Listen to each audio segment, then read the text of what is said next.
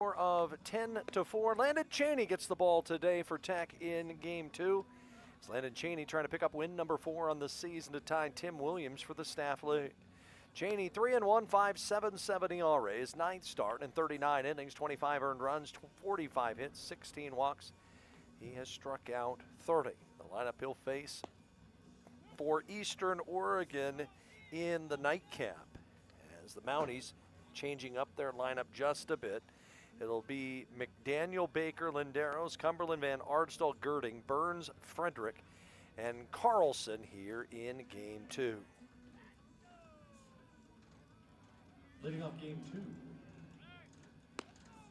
for Eastern Oregon, left fielder Grayson McDaniel.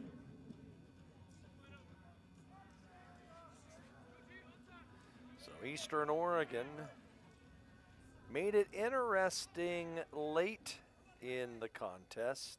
A 4-run 8th inning, but Tech was able to score 4 in the bottom of the 8th to put it away. 2 home runs in that inning, one by Dane Bradshaw, another a 3-run blast by Julian Jones as our first pitch at exactly 3 o'clock. We are perfect today. First pitch game 1 at noon, game 2 at 3. And the pitch by Cheney fouled back. And for the second time today, a foul ball takes a direct hit on the crowd mic. And I mean a direct hit. How does that happen? As the count to 1-1 and the delivery of the plate by Cheney misses high. We'll see if anybody down there notices that there's a microphone in the middle of the walkway after that foul tip went straight there. As a toss to the plate by Cheney is high, and it's 3-1.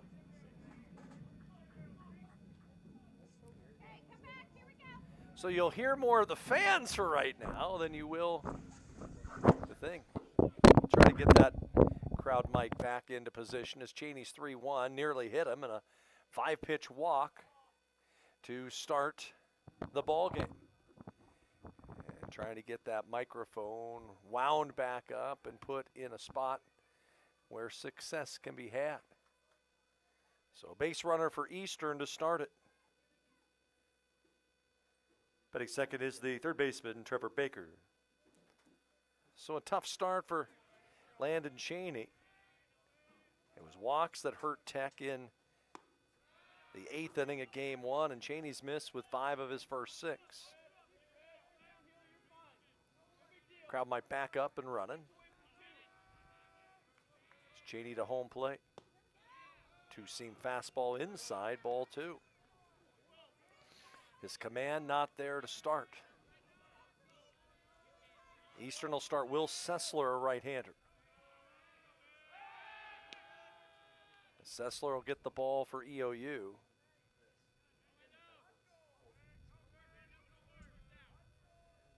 Sessler on the season for them, 0-4 with a 9 ERA. The pitch, again high. Cheney has not been able to get a pitch over.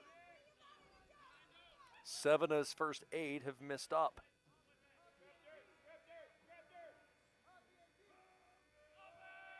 (3-0). That's down and away, so back-to-back walks. And Eastern Oregon 2 on and nobody out. And here's Mario Landeros, who had a 3-run double in that 8th inning rally. The designated hitter, Mario Landeros. And so Patrick Berry and Ty Blakely, who's got the start game 2, go out to the hill to chat there with Landon Cheney.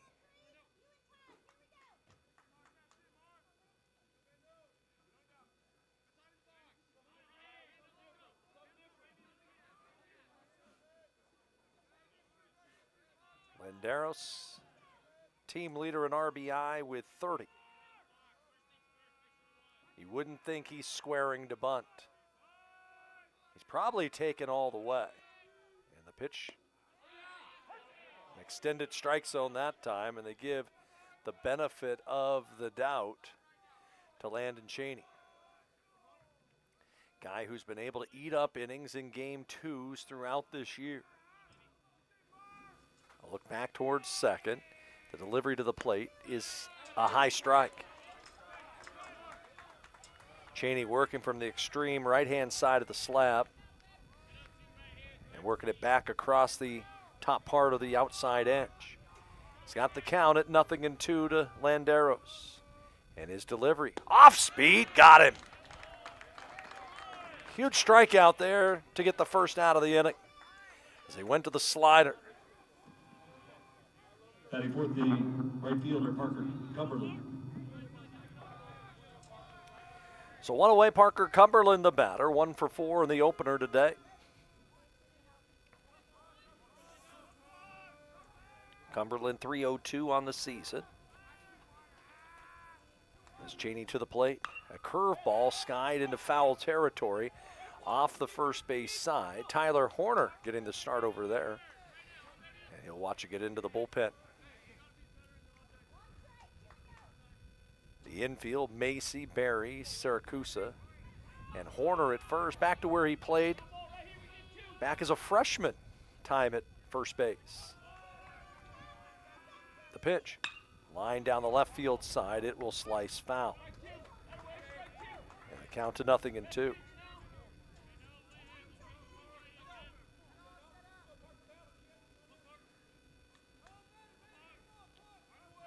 During that freshman season, Horner was platooning over at that hot corner, or say at first base with Brody Marino. He was also catching as well. 0-2. That one hit him right in the backside. Not sure, tough pitch right there. You got the count your way, and then you spike a fastball right in the backside of Cumberland. So they're loaded with nobody out, with 1 out.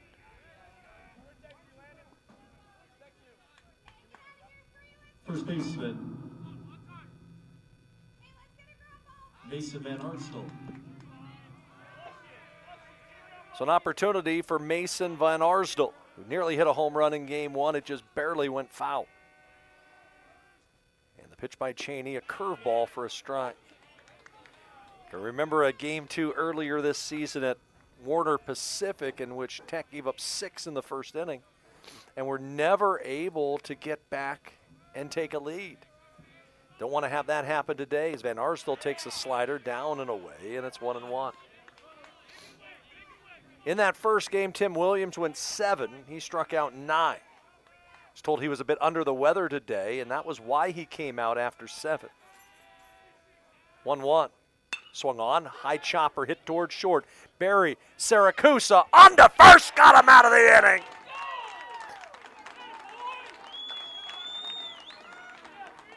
Six, 4-3 double play, and Eastern turned away in the first. No runs, no hits, 2 left. We're headed to the bottom of the first. Eastern 0, Tech coming up.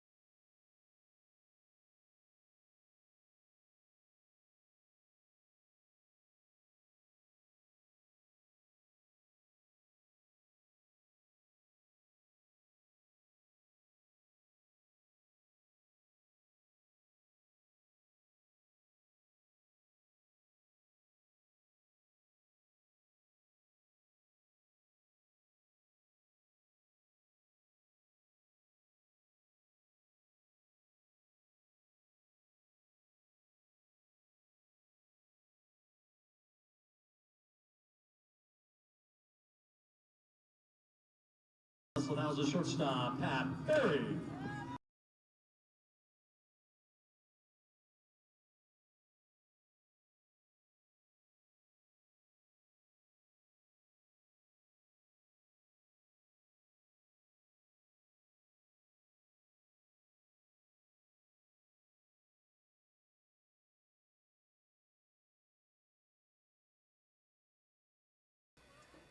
Sessler will be making the start for Eastern Oregon, and the pitch to the plate is a hard hit ground ball back up the middle into center, a base hit.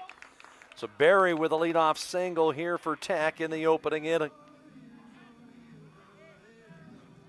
And second, the first baseman, Tyler Horner. So bring up Tyler Horner, who had a couple RBI in game one today, including 2 hits. Sessler on the season, 0-4, 9 ERA, 30 innings, 30 earned runs, 42 hits, 19 walks, 26 strikeouts, and he starts Horner off with a strike.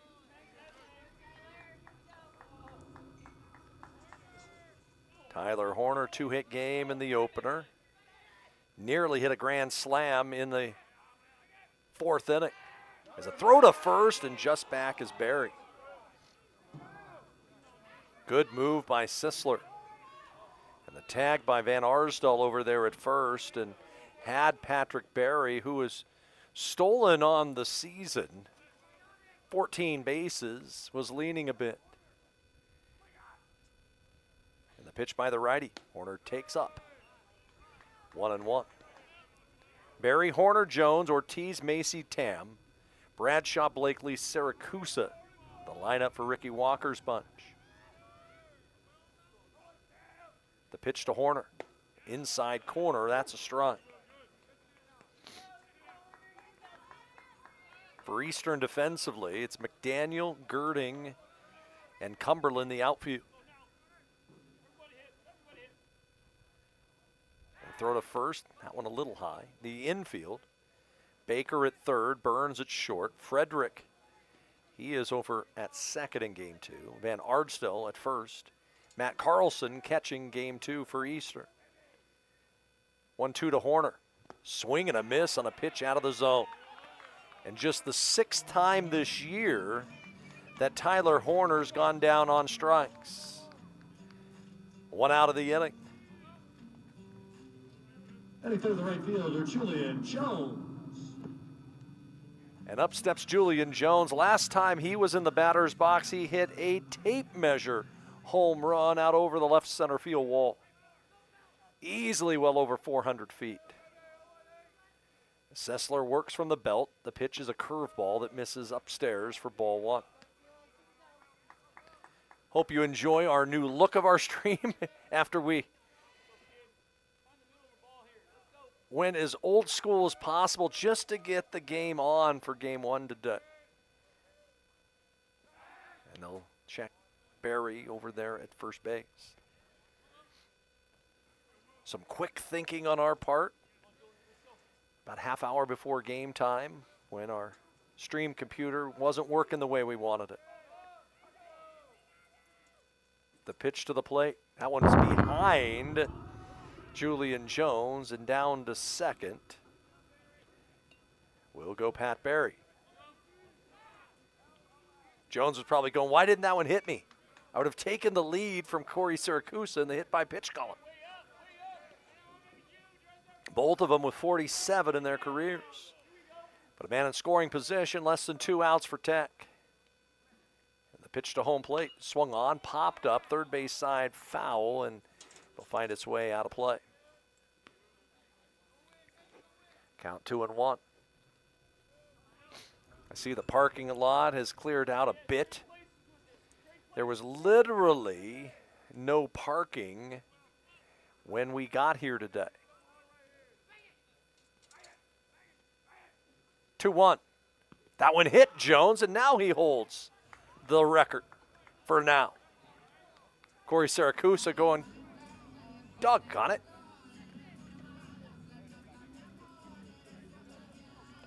The designated hitter, Matt Ortiz.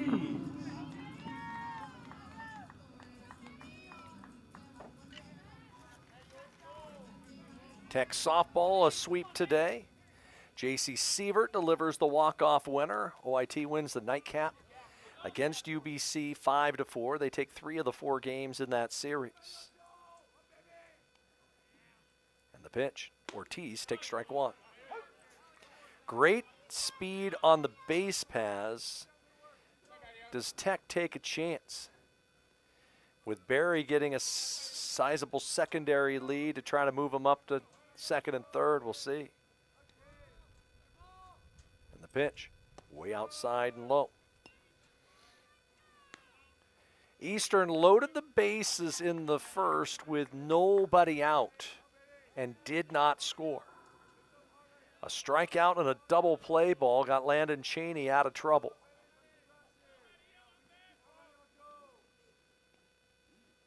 Got to look back to second base by Sessler.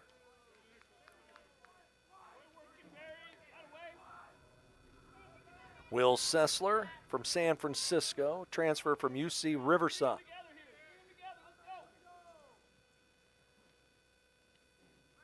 And the pitch, fouled off. That effort by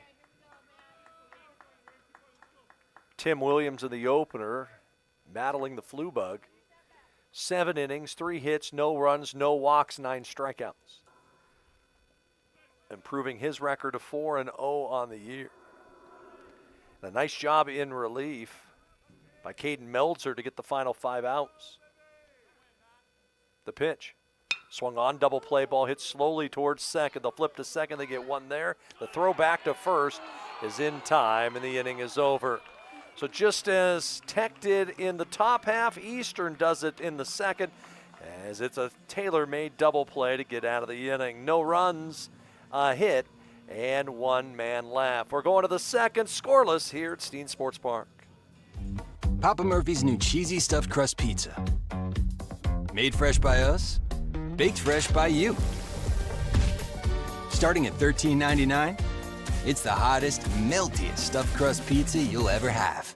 Because it goes straight from our kitchen to yours. For fresh out of your oven, piping hot, cheesy goodness. It's what stuffed crust pizza should be.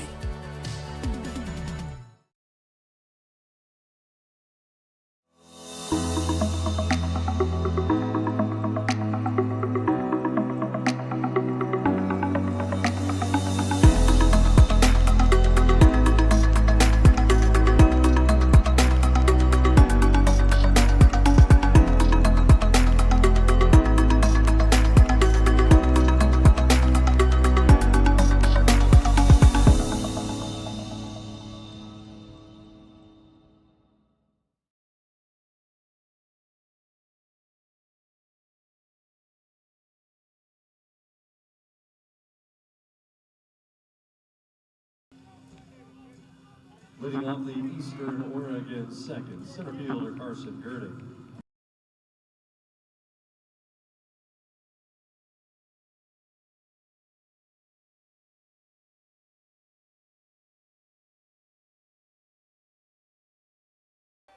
So double play balls and both halves of the first inning, and Landon Cheney with a good slider to start Carson Girding off for strike 1. Be great to see Cheney get his rhythm after a rough first inning, but in the end, zeros were on the board. As the fastball caught the outer third, it's 0-2. Cheney was a player of the year in the 2A ranks in the state of Idaho his senior season. As it tossed the plate, rolled towards short. Barry stays down on it, makes the play, and gets the out. For Landon Cheney, his team was dynamic that year at Nampa Christian High. The shortstop, Danny Burns. So 1 out here in the Eastern second. I talked about it in game 1 today, but the party zone out over the right center field wall is full today. As the pitch strike. I wish it was a party deck. Have something out there where you could charge the admission to have those fans, kind of like a tailgate zone. I don't want to know what's in the coolers that I see over there. As the pitch popped up into shallow center. Bradshaw got a late jump on it, but it's got the speed to be able to get there and get the second out. 2 outs here in the second. The second baseman, Justin Frederick. So with 2 outs, Justin Frederick the batter. First time we've seen him today. And the pitch to Frederick is a curveball that misses a little low. Frederick hitting .228, no homers, and 8 runs batted in. As a delivery to him, a curveball again off the plate. Frederick, a grad student, hometown kid from LeGrand. Played for the Tigers program there, as he can't catch up to a 2-seam fastball on the inside edge. Tigers program, I think during his tenure, might have won a state title as the curveballs fouled off. I know that LeGrand a few years back had a dynamic baseball program. They had a dynamic Little League program as well. LeGrand definitely a baseball town. It's great to see Eastern having their program back. 2-2 from Cheney is fouled off the first base side. Horner goes, nah, not going to give it a try. In the bullpen, someone down there, I think it was Drake Abood that was down there, tried to barehand it, but couldn't make the catch. So we'll try it again. Cheney to the plate. Curveball that's upstairs, ball 3.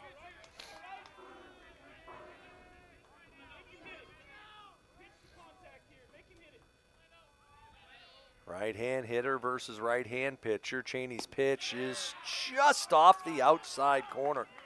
Cheney and the entire infield was headed to the dugout. Didn't get the call, so a 2-out walk. Catcher Matt Carlson. So to bring up Matt Carlson, the catcher. Transfer from Blue Mountain Community College, originally from the Tri-Cities of Washington.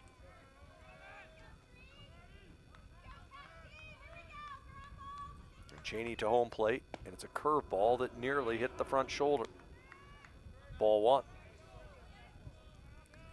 Bushnell today has swept a doubleheader at Corbett. Those are the only scores we've received thus far. As the pitch to home plate, grounded deep into the hole, it's short. Barry with the backhand, long toss is off the mark.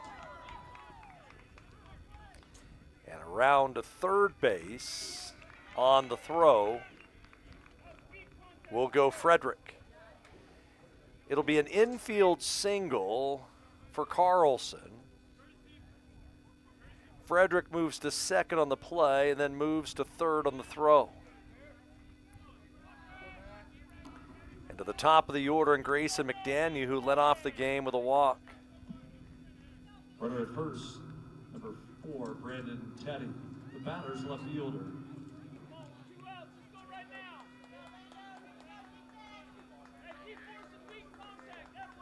So Eastern trying to take their first lead of the day. The damage happening here with 2 outs. Here's McDaniel, who walked his first time up, and he takes a stride.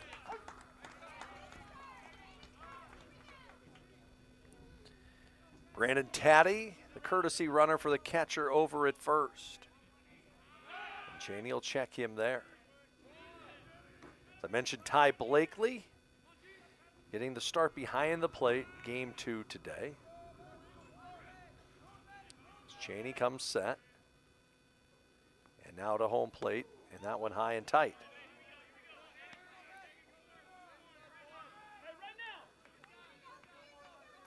McDaniel leads the team, 8 home runs, 19 RBI.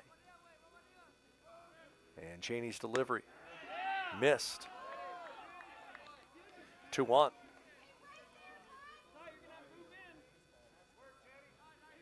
Outfield for Tech, playing fairly deep. Hitters count at 2-1. The pitch, swing and a miss. Foul tipped into the glove of Ty Blakely. So Cheney's even the count at 2 balls and 2 strikes with 2 outs after getting the first 2 men here in the inning. Chance for Eastern with them at the corners. 2-2. Pass ball shot on and missed, hitting over. Landon Cheney goes to the fastball away and gets McDaniel swinging. In the inning, no runs, a hit, an error, and 2 left. We go bottom of 2 in a scoreless tie. Experience is everything at Klamath Falls Toyota. Experience digital solutions like an online buying process, fast and easy. Estimate your payments. Nice.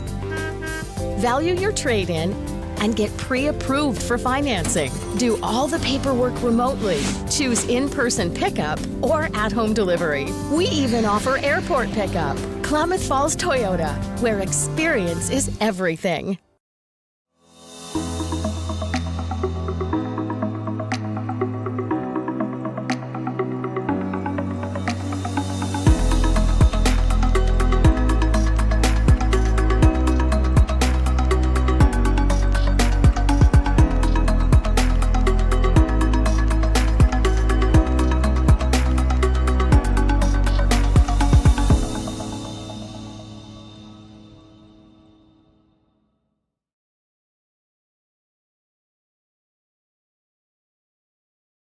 Second for Oregon Tech, the third baseman, Logan Macy.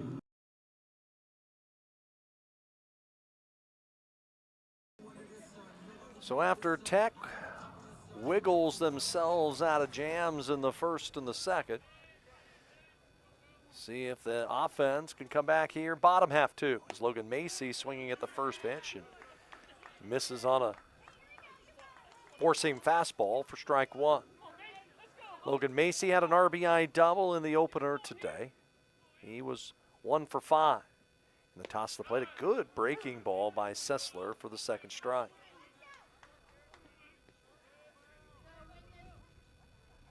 Nothing in 2 the count.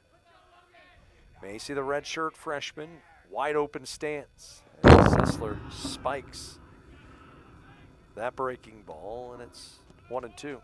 Kind of a weird arm slot for Sessler. It seems fairly loose, but throws it at kind of a 3/4 slot where it comes out. You'll see it here. And that pitch bounded in behind second and through past the diving Frederick, and Logan Macy continues to hit. Nice job that time just getting bat on ball and driving it where they weren't. So leadoff single for Tech. Left fielder, Tam. The batter call at Tam. Tam had 2 hits in game 1 today. Got his batting average above the 300 mark for the first time this year. And the delivery by Sessler, a curveball that misses high. Ball 1 again next week, Friday, Saturday series here. At least that's the plan. Tech to host Warner Pacific here in the Basin for the first time in 34 years. Warner Pacific bringing back their program for the first time after they dropped all sports back in 1991. 1-0.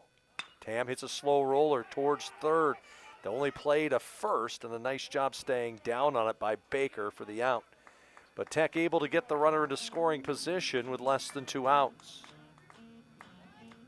The center fielder, Dane Bradshaw.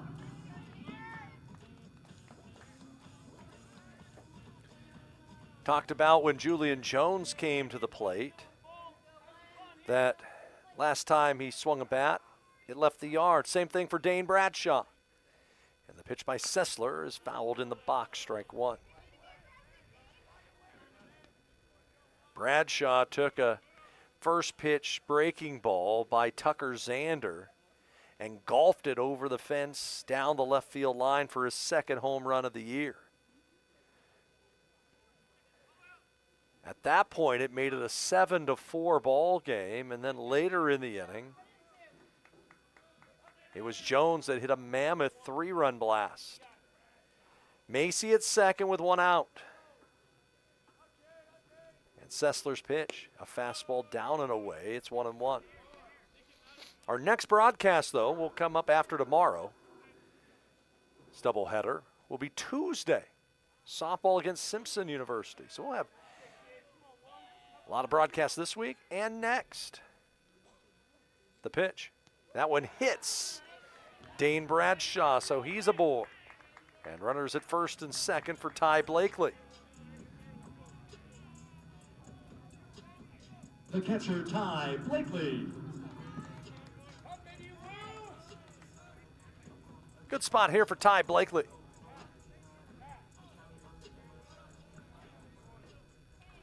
Ty Blakely on the year, hitting .205 with 6 runs batted in. And the pitch to the plate to Blakely, fouls it off the first base side.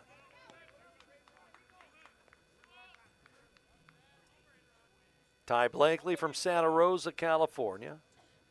Second year in the Tech program. It's a defense first catcher. Very good skills behind the dish. 2 on, 1 out. And the delivery to Blakely all the way to the screen. That'll be as good as a stolen base. As Tech will have runners at first, and make it second and third and less than 2 outs, and we'll see what Eastern manager Shane McCarroll wants to do. Will he bring the infield in? It looks like he will. Corey Syracuse on deck, had 3 hits in the opener. The pitch to Blakely, that's high.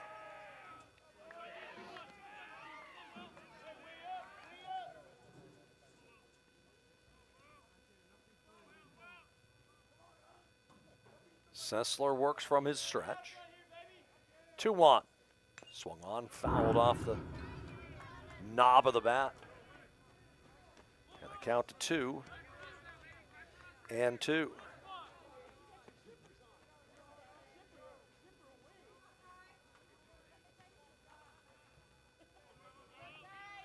Ty Blakely, right-hand batter. The 2-2. Breaking ball, line drive, base hit, back up the middle. That'll pick up 1. Around third, here comes Bradshaw. He's going to score as well. Ty Blakely, 2-run single. And Tech has a 2-0 lead. That's where you draw the infield in. It comes back to hurt you.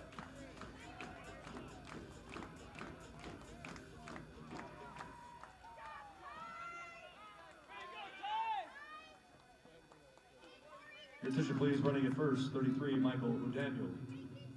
And the batter, the second baseman, Corey. So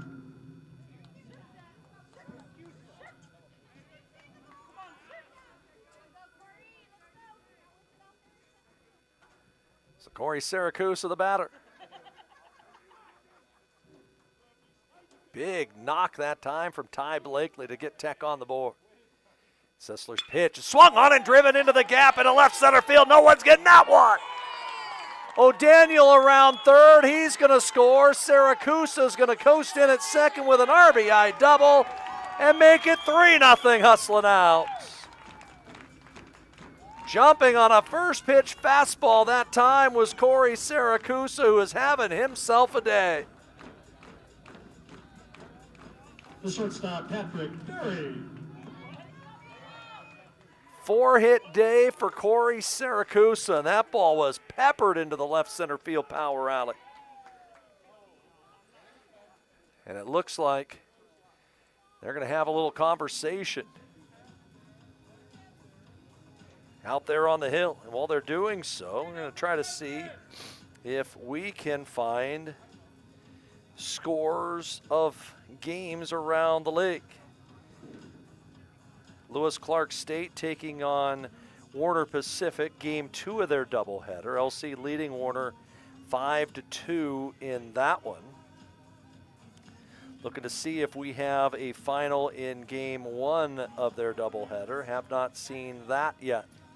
Have also not gotten a score from UBC and College of Idaho, who are underway up in Vancouver.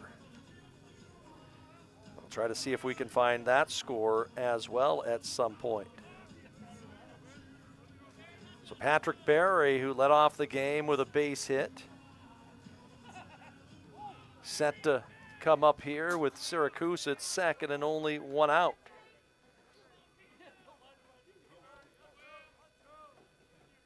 Syracuse with the RBI double, making it 3-0 Tech, and the pitch to Berry is a strike.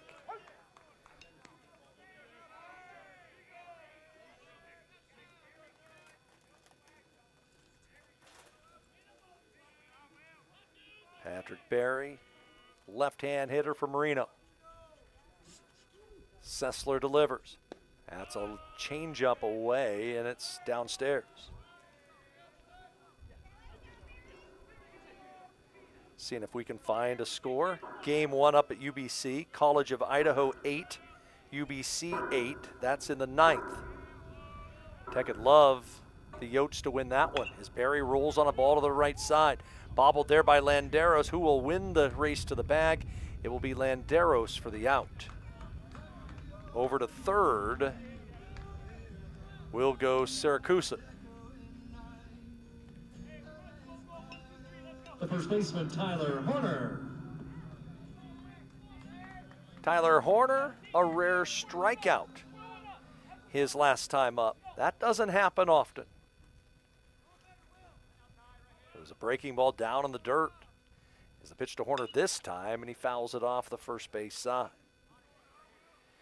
Ty had a 19-game hit streak snapped up in Lewiston, Idaho, and then he came back the next day and hit a 3-run homer to start a new one. Had 2 hits in the opener today. 0-1 pitch. Fastball outside corner, and he's in a hole at 0-2. A guy who potentially could be a draft pick this year as the righties pitch way outside. But with only 20 rounds in the MLB draft now, it's difficult, and with him being a senior, would be more likely to be picked up by an affiliate. As the delivery to Horner, he swings and misses on one in the dirt, and they'll throw down to first, and a 2-strikeout day for Tyler Horner doesn't happen very often. But Tech able to get a couple. 3 runs, 3 hits, 1 left. We're going to the third. Tech out to a 3-0 lead. At Rogue Credit Union, we don't answer to shareholders. Instead, we return earnings back to our members. We know that we're stronger when we work together, and that's why we're invested here, living, giving, and supporting local. We're your friends and your neighbors. We know the needs of our communities. Being a part of Rogue means that our focus is on our members, and when you prosper, we prosper. See the credit union difference and how being a part of something smaller can have a bigger impact. Hey, grab me one too.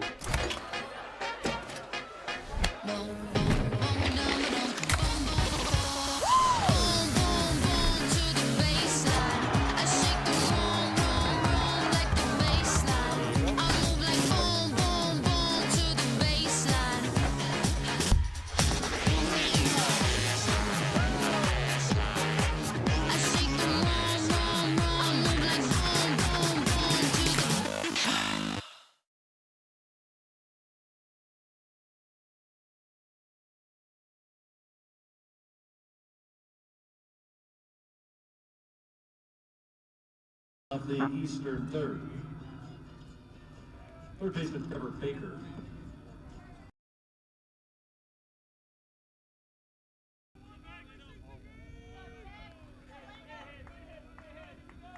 So Landon Cheney has himself a 3-run lead to work with as we head to the third.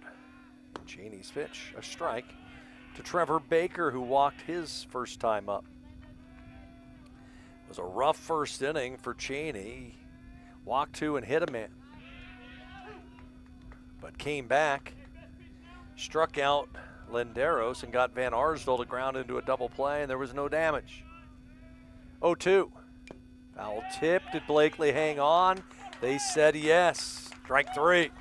Nice job by Ty Blakely to hang on to that one.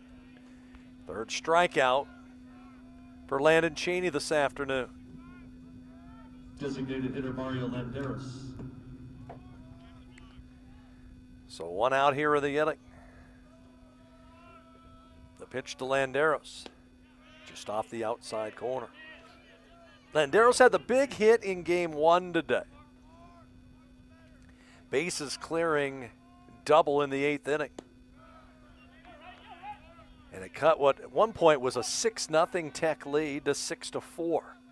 But Caden Melter came in, got the final 2 outs, and then worked a 1-2-3 ninth for a save.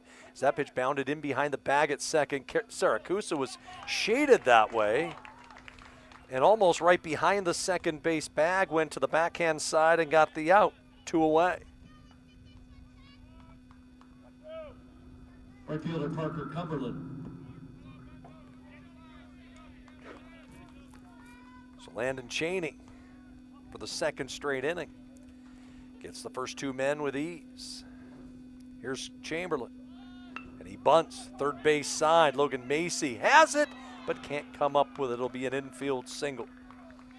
Macy came in. It was on the transfer as he was trying to make that play over to first base. And a nice jump by Cumberland to leg that one out. First baseman Mason Van Arsdale. Mason Van Arsdale looking for his first hit of the day. He's 0 for 4.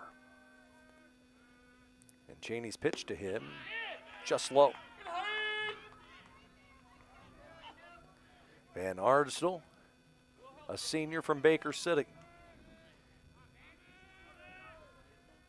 They'll check the runner over there at first. We talked about it in game 1.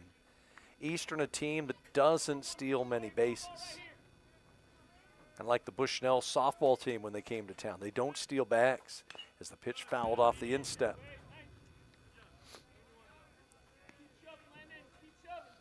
Count evens at a ball and a strike here with 2 outs in the 3rd, and Tech leading 3-0. Sizable lead over there at first base by the runner, and a good curveball from Cheney. As Cumberland getting a very good lead. Make it 1-2. Tech wearing the baby blues today. 1-2 pitch. Swung on, ground ball to 3rd. Going down on a hop was Logan Macy. He'll make the long toss across, and the out recorded. No runs, a hit, and a man left. We go bottom 3. Tech leading 3-0. When you buy tires at Les Schwab, you're getting more than just tires. You're getting America's best tire warranty, 60-day satisfaction guarantee, no hassle road hazard protection, and free maintenance for the life of your tires. So if something happens to your tire on the road, we'll fix it, or we'll replace it, no questions asked. Other places make you pay extra for that kind of protection, but at Les Schwab, it's included with every set of tires, because more warranty means less worry, and nobody stands by their tires like Les Schwab. Get more from Les. Experience is everything at Klamath Falls Toyota.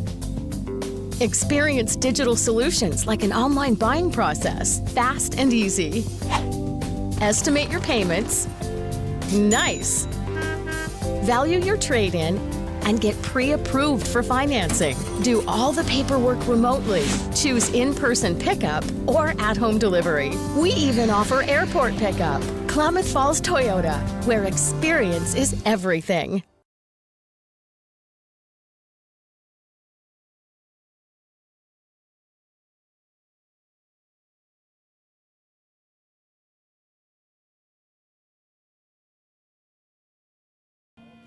Leading off the Oregon Tech 3rd, right fielder Julian Jones.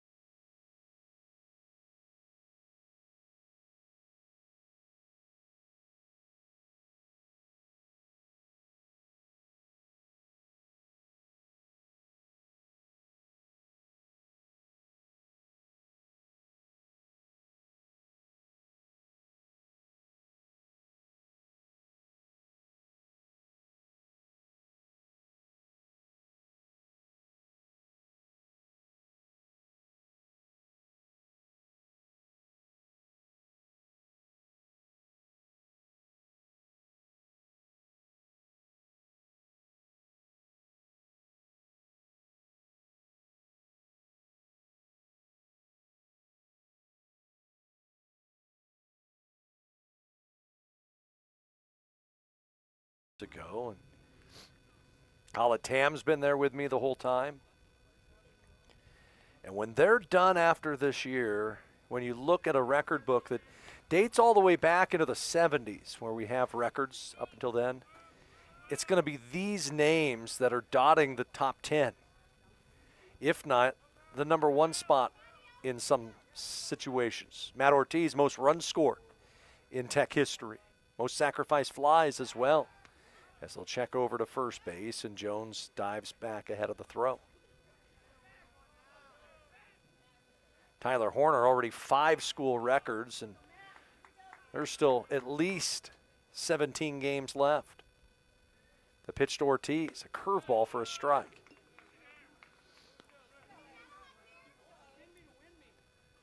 And I know Ricky Walker's done a great job in recruiting for next year.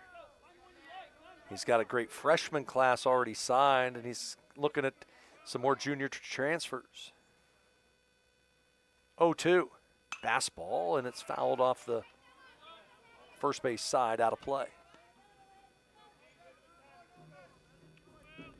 Tech with 22 wins on the season. Before Ricky Walker joined the club with Jacob Garces back in 2011 or 2021, haven't been many 20-win seasons. As the pitch to Ortiz, a breaking ball grounded towards second, could be 2. They'll go to second. They get 1, but that's it. So Ortiz nearly grounded into a second double play. Nice job by Burns to be able to get at least 1 out. The batter's Logan Macy. The third baseman, Logan Macy. But what the Owls have done since Ricky Walker joined the team, unbelievable. As the pitch to Logan Macy hits him. And he will take a walk down to first base. 3 straight 30-win seasons. They'd had 1 before then. And on their way for another this year. Left fielder, Kala Tam. So Macy will take the slow walk down there to first base. 1 out of the inning. Tech leading 3-0. They've out-hit Eastern 5-2. Kala Tam from the right-hand side. The pitch to him. He fouls it back. Strike 1. Last year, Tech set a new school record with 34 wins. Still waiting for that elusive trip to the NAIA National Tournament, something no Tech baseball team has ever done. They've been close before. As the pitch to Tam, up and in. You go back to 1982, Tech was 3 outs away from beating Lewis and Clark to head to the World Series. Gave up a 9th inning lead, couldn't score, and lost that one in the district title game. Sessler going to look Matt Ortiz back to the second base back.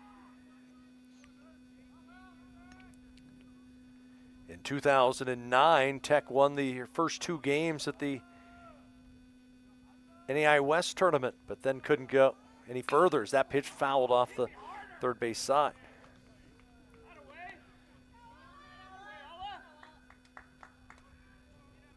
But haven't gotten to that point since.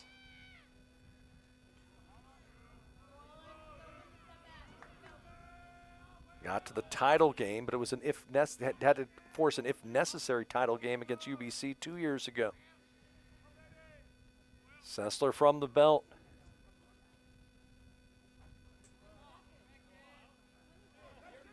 Is that an automatic ball? They say yes. Count 2-2. Pitch clock violation. I was wondering how long he was going to be able to hold. So the count to 2-2.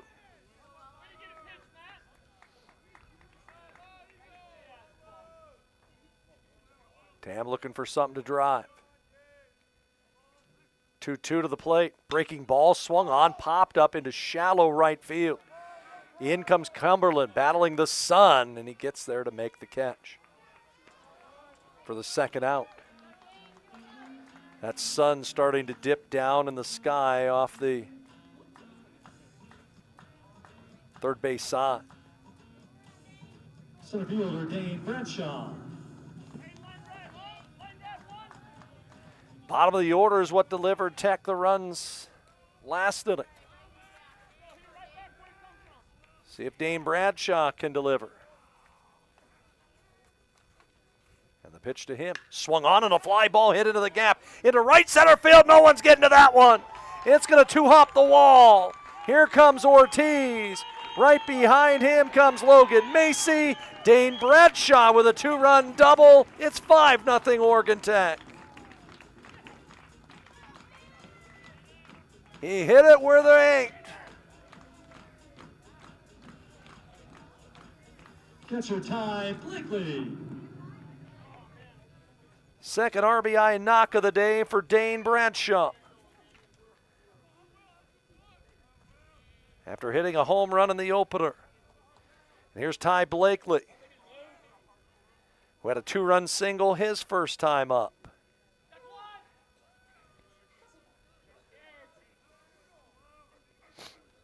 Bradshaw getting a huge lead out there at second.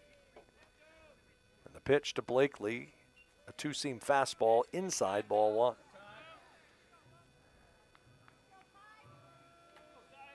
Tech getting production. Bradshaw, Blakely, Siracusa here in this one. The delivery, runner goes, pitch inside, throw through to third, and underneath is Dane Bradshaw.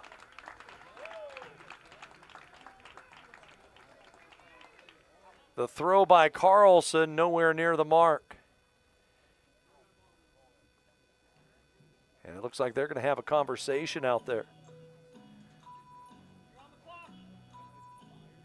As the skipper, Shane McCarroll, coming out and going to have some sort of chat with the field umpire.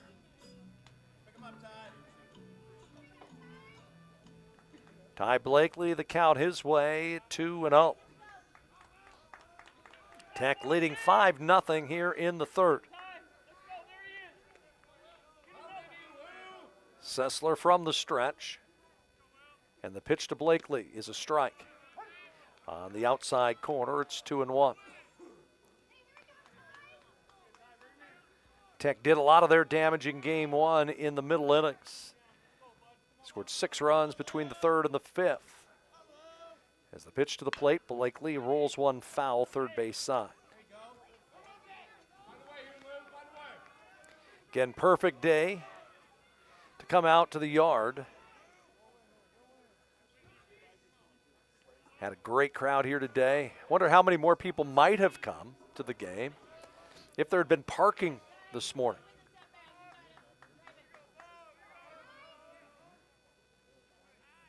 Two-two pitch. Curveball upstairs to Blakely. 3 balls and 2 strikes with Corey Siracusa, who doubled home a run his last time up. The payoff pitch. Fastball, ground ball, first base side, should get Eastern out of the inning. It's bobbled, they'll flip to the bag. Do they get the out? Yes. Inning is over. As Van Arsdale struggled with it, but able to get it to Sessler to end the inning. But Tech settles for 2 on 2 hits. They leave a man as we go to the fourth. Oregon Tech leading Eastern Oregon 5-0. These days, you can eat about any kind of pizza in any kind of environment, and that's great. But at Abby's, our customers today want the same things our customers wanted way back in 1964. Delicious pizza, shared with family and friends in a fun, casual setting. If that sounds old-fashioned, that's sort of the point. From our 36 locations, Abby serves the kind of traditional pizza that traditions are made of. Good to the last slice. Abby's, a legendary pizza tradition. Yum.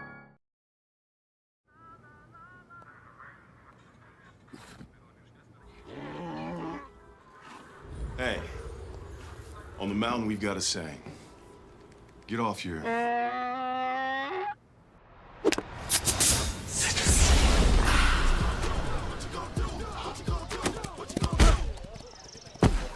Touchdown! Mountain Dew.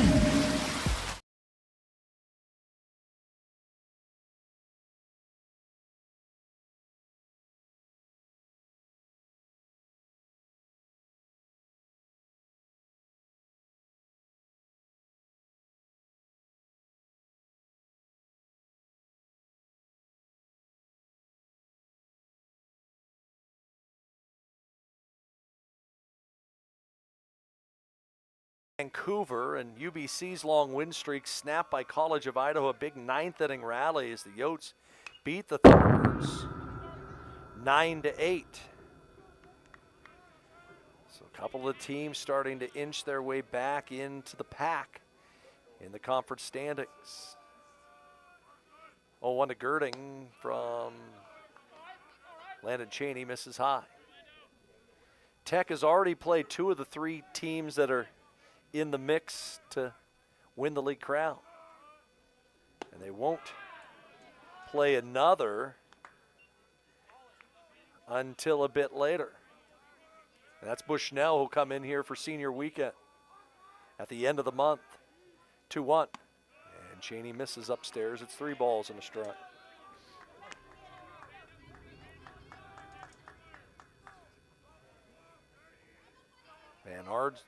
Girding. 242 on the year as he swings and hits one deep into the hole. It's short. Barry can't get it to the backhand side. It'll be an infield single for Girding. And a base runner for Eastern Oregon here in the 4th. The shortstop, Danny Burns. Tough play that time for Barry, especially with a good runner like Girding. As a breaking ball from Cheney just off the corner, ball 1.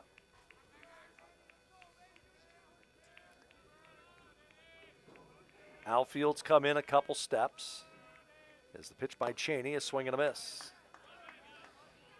So one thing talking with Ricky Walker a lot is the thing that he likes is pitchers who can get swings and misses. It's the ability to mix your speed up enough to keep a hitter off balance. And then the ability to be able to have a fastball that's got enough velocity that you can run it by someone. It's Cheney's pitch, breaking ball again. And now Landon Cheney doesn't have the velo that some of the other guys on the team have. But he's got such a great difference between his off-speed stuff and his fastball that it makes that fastball that much better. 1-2, fouled off.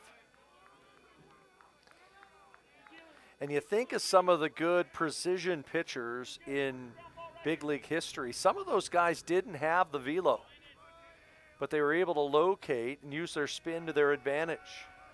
1-2, strike 3 called across the letters. Burns down on strikes for the first out. The second baseman, Justin Frederick. So 1 away here in the inning. Tech coming into play at 22-11 on the year.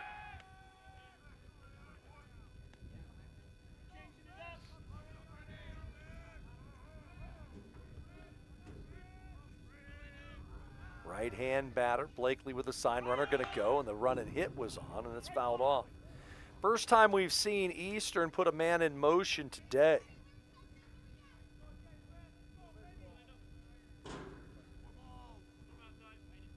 So C of I picks up a big win.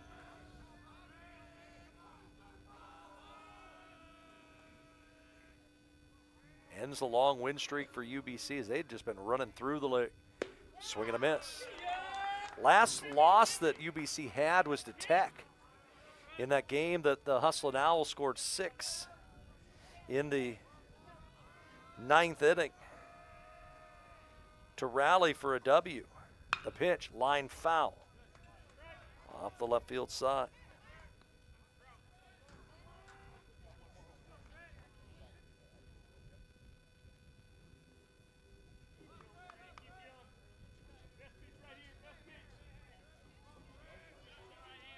Right-handed batter Justin Frederick. Runner at first is Girding. Cheney delivers. Fastball on the outside corner again. Dots the black for a second time. 2 outs in the inning. Catcher Matt Carlson. So Matt Carlson, who reached his first time up, the batter.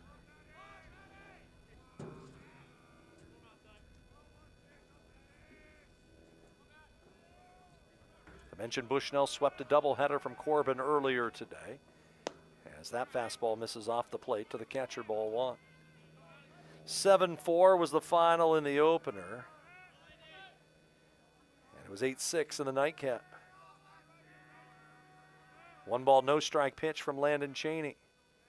He's a fastball swung on a high fly ball deep left center. This is trouble. Tam going away back, track wall, and it's off the base of the wall. Around third, scoring on the play will come Girding, and it is 5-1. A 2-out double for Matt Carlson. And back to the top of the order, and Grayson McDaniel. Left fielder Grayson McDaniel. That was a breaking ball up that time. And Carlson was able to get full barrel extension. The pitch, down in the dirt. Ball 1. Game 1, a final from up in Lewiston. Lewis Clark stayed in 7, defeated Warner Pacific 17-0. So now you're caught up on everything around the Cascade Conference today. Downstairs with a breaking ball to McDaniel. It's 2-0.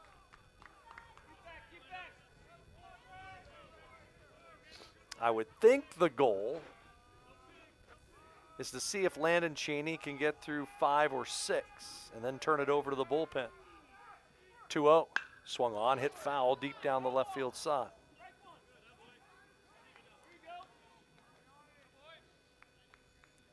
Keep looking at the bats that the guys are using, both teams, and trying to see how many teams are using the same bats or not. I mean, that's the thing you see when UBC comes to town. They all have the identical bat. 2-1. Breaking ball for a strike. The count is even at 2-2. I think it's the Goods is the name of the bat that seems to be popular everywhere. See so many guys swinging that in college baseball. 2-2 pitch. Swung on, ground ball slowly hit in behind second. Barry pirouettes, throws the throw to first. He kept his foot on the bag, got him. Inning over. Tyler Horner with a stretch over there. And that takes the inning. 1 run, 2 hits, and a 1-man left. We go to the bottom of the 4th. Tech leading 5-1.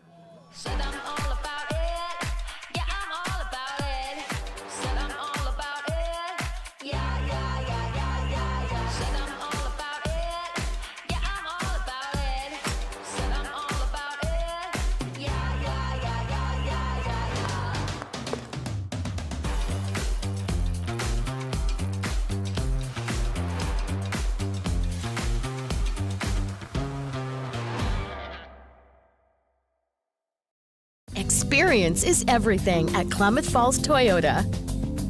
Experience digital solutions like an online buying process, fast and easy. Estimate your payments. Nice. Value your trade-in and get pre-approved for financing. Do all the paperwork remotely. Choose in-person pickup or at-home delivery. We even offer airport pickup. Klamath Falls Toyota, where experience is everything.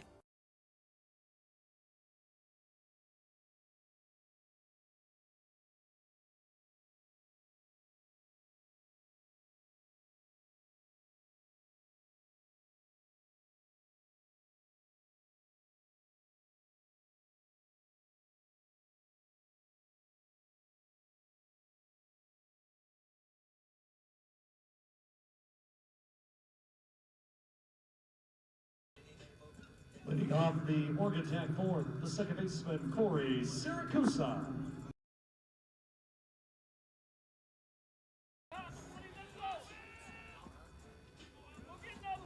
Tech will have 9-1-2 to up in their fourth inning after Eastern on the board. It's 5-1.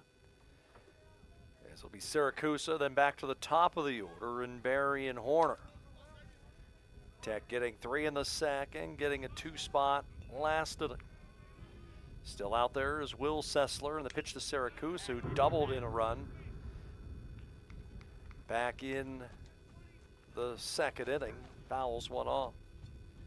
Siracusa, 3-hit day in game 1. Gaps the RBI double to score Mike O'Daniel from first base. Here in game 2 is the 0-1. Swing and a miss on a good pitch down in the zone by Sissler.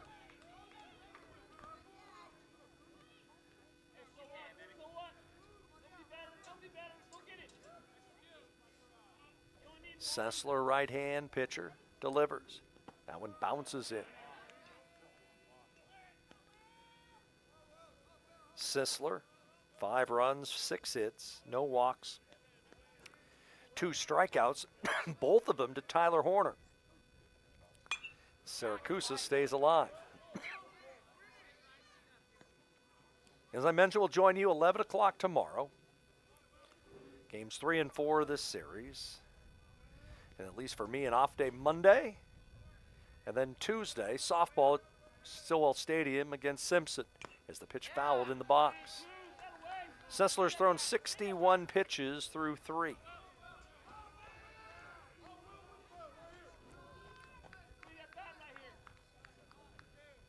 Corey came into the day hitting .310. That average is going to climb.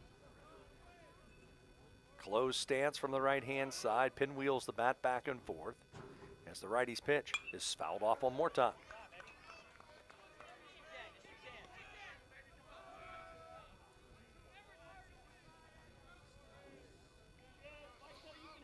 Eastern outfield playing very deep. They've done that throughout the series. The pitch swung on, rolled foul. And Siracusa just fighting off pitch after pitch. That's 4 consecutive pitches that he's fought off foul after falling behind in the count at 0-2. Kid from the Islands, started his career at Cal State Fullerton. Went to a junior college in Pittsburgh State and Kansas, and now here to Oregon Tech. 1-2, change up, round ball back through the middle again. All Corey Siracusa is doing today is hit. A leadoff single, his 5th hit of the day. The shortstop, Patrick Berry. So give Pat Berry an opportunity. With a runner at first and nobody out. They're expecting potentially a bunt as the pitch to Berry is downstairs. Ball 1. Pat had a bunt for a sacrifice in game 1 today.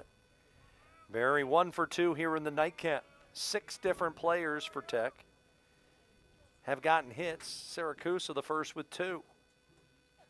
Runner goes. Pitch downstairs, throw through to second. Siracusa's done. And Siracusa helping up the shortstop there for Eastern Oregon, Danny Burns.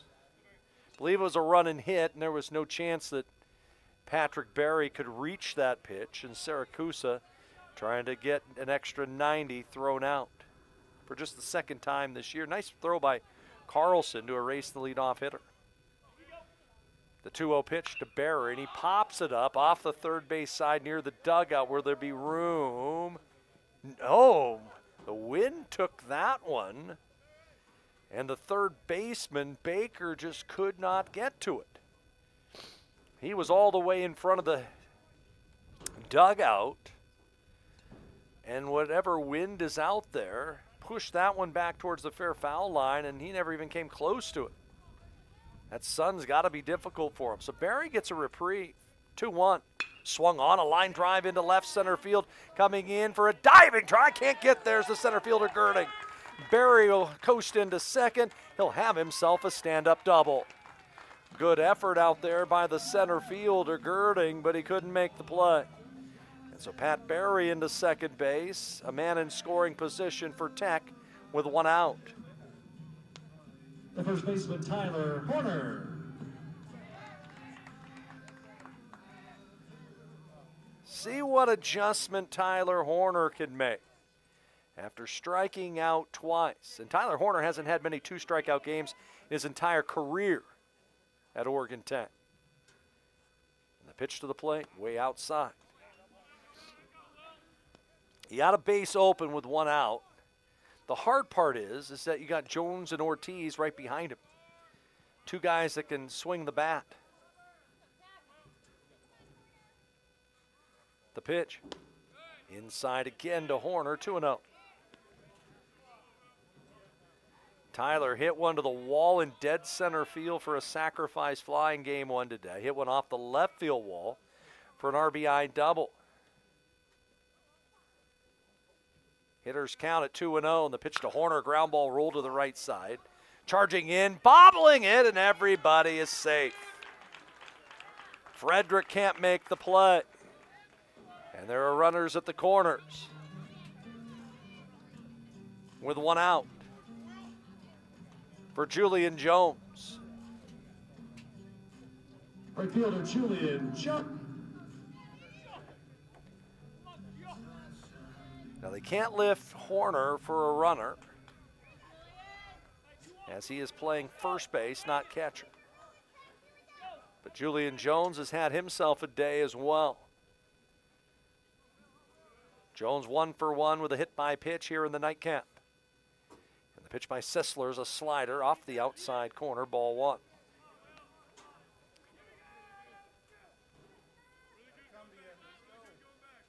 Five runs, 8 hits, an error for Tech. A run on 4 hits, an error for Eastern Oregon. Long pause, now the pitch. Way inside, it's going all the way to the screen.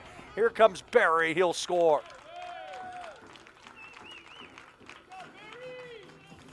A wild pitch delivers a run. It is 6-1 Tech. The run is earned despite the error, as they would have scored regardless. And now Tyler Horner into scoring position. Tech leads 6-1 here in the 4th. Sisler to the plate. Swung on, deep drive to left. Coming in, going up at the last second, making the catch is McDaniel. I guess that's why they have the outfield playing that deep. Can't hit a ball any harder than the one right there by Julian Jones. Designated hitter Matt Ortiz. Matt Ortiz is 0 for 2. Grounded into a double play his first time up, grounded into a fielder's choice. That was in the 3rd. Trying to get Horner in from second. And the pitch to Ortiz is downstairs for a ball. So Tech 3 in the 2nd, 2 in the 3rd, 1 in the 4th. Similar to game 1 when it was 3 in the 3rd, 2 in the 4th, and 1 in the 5th. Ortiz completely squared stance. And the 1-0 to him, that's a strike.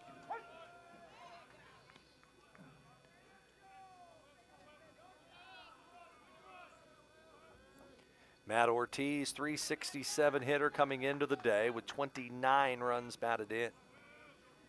Among the top 5 all-time in that category. As he swings and lines one into left field, that's going to drop for a base hit. Around third, here comes Horner. The throw home is going to be cut off, and Matt Ortiz adds to that total again. RBI single for Ortiz. Tech with 2 on the board here in the inning. And the lead is now 7-1. The third baseman, Logan Macy.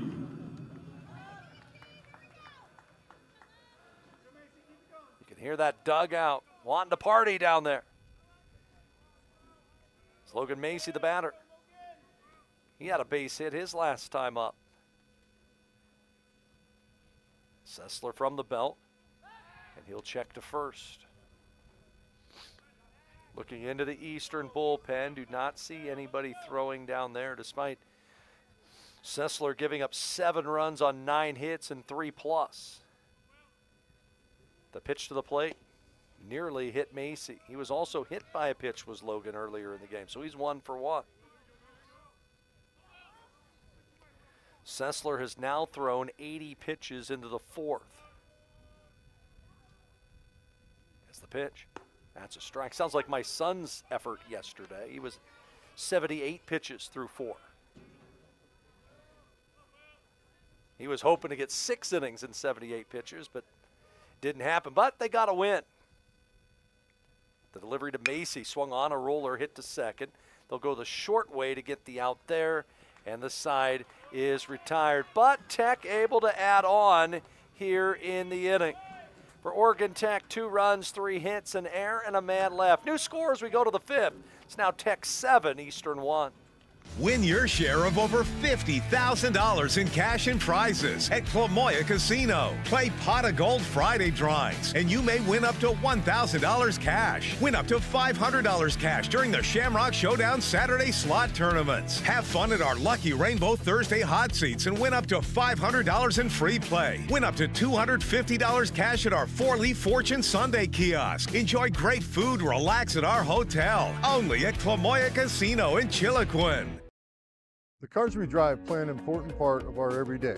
Whether we're going to work, dropping off the kids at school, or maybe even on that first date. Vehicles we drive play an important role in all of that. And that's why at Klamath Falls Subaru, we are so passionate about getting you the long-lasting vehicle that you will love.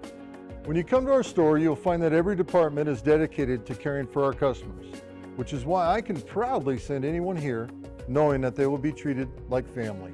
Stop by and say hi, because whether you've driven 1 mile or 1,000, when you come to Klamath Falls Subaru, you're coming home.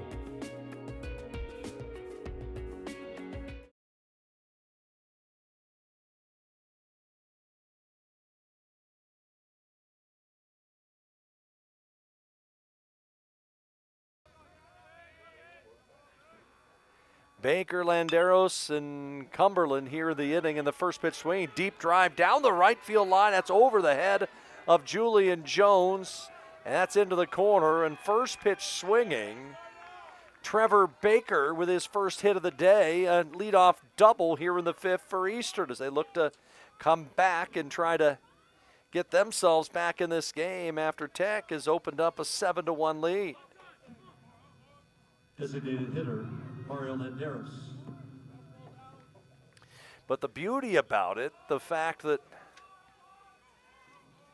Landon Cheney has himself a big lead to work it. Looks like Bronson Chapel starting to loosen up a bit down in the Tech pen.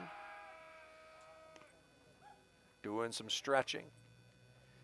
Guy who took the loss in Game 1 in his season debut against Lewis Clark State, but then came back in Game 4 and was electric, picking up a save, a 3-inning save.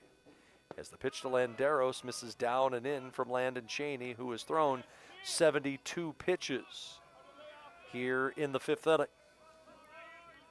So as I mentioned, the goal for Cheney, see if they can get him through 5, and turn it over to the pen.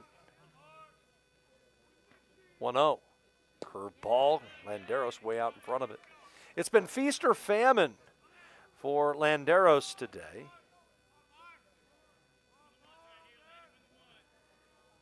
He has a double, but he's fanned 6 times. As the pitch outside, back pick to second. Pitch was a called strike, so it's 1-2. Blakely showing his arm, thinking that Baker might be taking too big of a secondary lead at second base. But the count is Cheney's way at a ball and 2 strikes. And a long pause this time to the plate, breaking ball, and it's fouled away. Landon Cheney, a run on 4 hits. He's walked 3, hit a batter. He's fanned 5.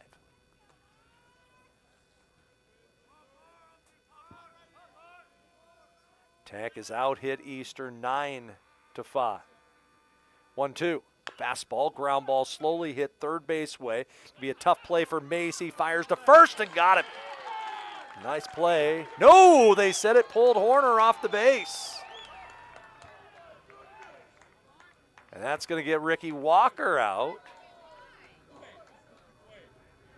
Not sure why Baker's still standing at second.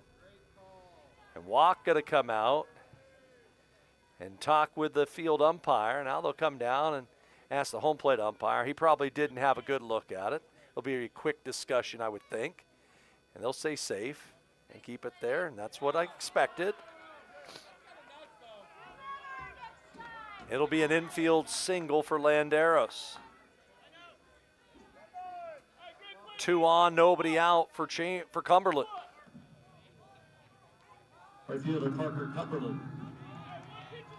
Looked like Macy made a great play. Now corner infield potentially coming in. And showing bunt early are the Mounties, and the bat pulled back, and the pitch taken off the outside corner for a ball. That was a tough play for Macy at third, and he nearly made a web jam. Charged in, tried to make the sidearm throw, and they said that Horner pulled his foot. 1-0. Swung on, popped up behind us. And out of play again. Game 1's today of the doubleheaders. Lewis Clark State beating Warner Pacific 17-0. College of Idaho beating UBC 9-8. The pitch swung on and fouled off. And that's a game yesterday in which UBC had just 2 hits off of Nate Vidlak in the opener up there in Canada, but scratched across 3 runs and won 3-2. C of I's a sneaky good team.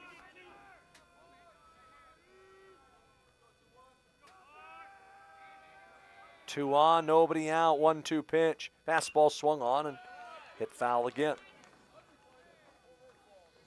Earlier today, Tech softball with 2 victories.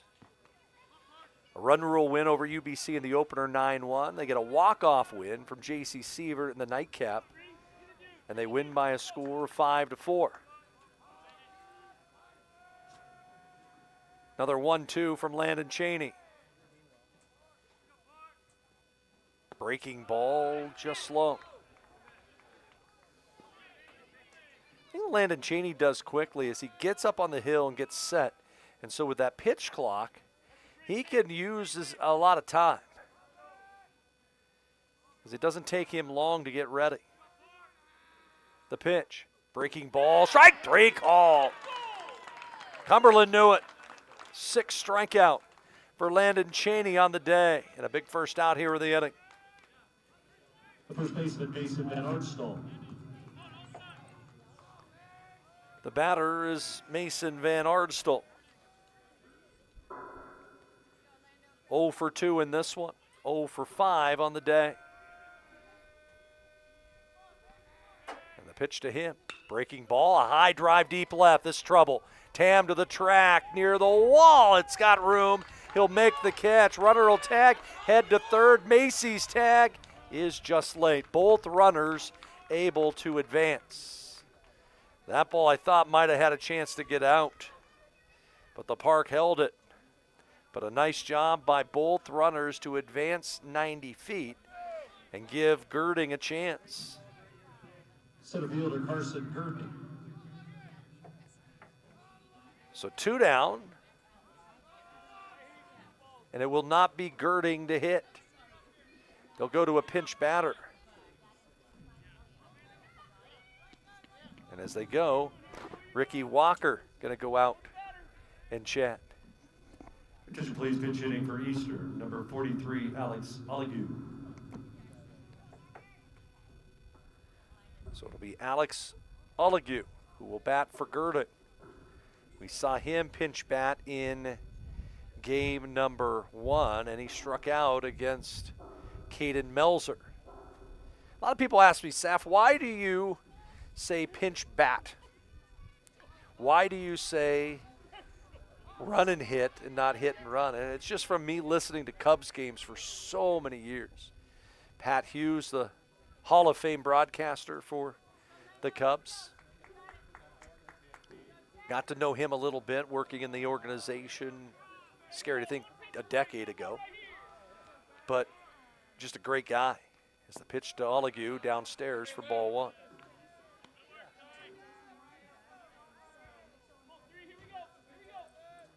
Olague, 302 hitter, 2 homers, 12 RBI. 1-0. Fastball swung on, fouled off. Seems like a dead pull hitter with his approach. Is the junior from Newcastle, Washington. 6'2", 255. Transfer from the University of the Redlands. The pitch. Curveball is upstairs by Cheney. Redlands, one of the better Division III baseball programs on the West Coast. 2 on in scoring position with 2 outs and a 2-1. Fastball swung on and hit foul. Landon Cheney trying to get himself qualified for a win. If he can get the final out here in the inning. 2-2 to the plate, breaking ball, swung on, high drive deep center. But Bradshaw's got room, Danes. There has it, inning over. Landon Cheney works out of trouble again here in the 5th. No runs, 2 hits, 2 left. Halfway home in the nightcap with Tech leading 7-1. Papa Murphy's new cheesy stuffed crust pizza. Made fresh by us, baked fresh by you. Starting at $13.99, it's the hottest, meltiest stuffed crust pizza you'll ever have. Because it goes straight from our kitchen to yours. For fresh out of your oven, piping hot, cheesy goodness. It's what stuffed crust pizza should be.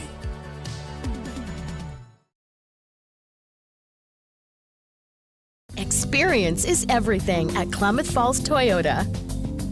Experience digital solutions like an online buying process, fast and easy. Estimate your payments. Nice. Value your trade-in and get pre-approved for financing. Do all the paperwork remotely. Choose in-person pickup or at-home delivery. We even offer airport pickup. Klamath Falls Toyota, where experience is everything.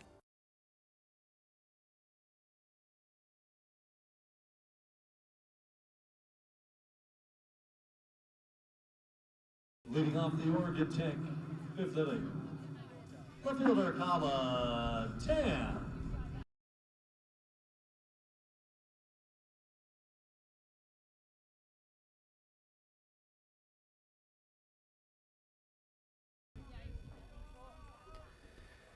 (7-1) Tech, last of the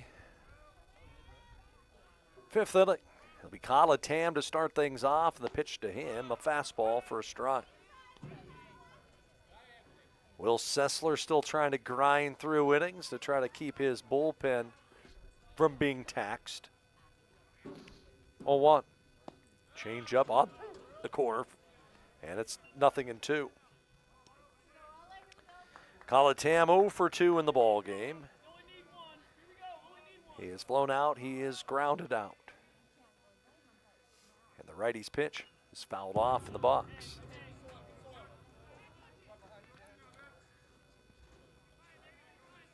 Tam, Bradshaw, Blakely here in the Tech 5th. And it's been that bottom part of the order. Bradshaw, Blakely, Saracusa that's done the damage. 0-2 again. Check swing. Taken off the plate. It's 1-2. 7-9-1 for Tech. 1-6-1 for Eastern. Two guys in the pen for Tech throwing. I believe that's it for Landon Cheney today. As I can see him down there playing catch with a heavy ball, and I think his night is over. Maybe Bronson Chapel for the Final Four. 2-2. Swing and a miss on a pitch in the dirt. Sisler pulled the string on that one for his 4th strikeout. Center fielder Dane Bradshaw. And so it looks like it'll be Bronson Chapel who will most likely try to get the final 12 outs. The pitch to Dane Bradshaw. That one's downstairs for ball 1. He doubled in a run his last time up with a double into the power alley. He's had a good day with the bat as he swings and fouls this one off the front foot. Tech doesn't bust out the powder blues at home very often. They do today, however.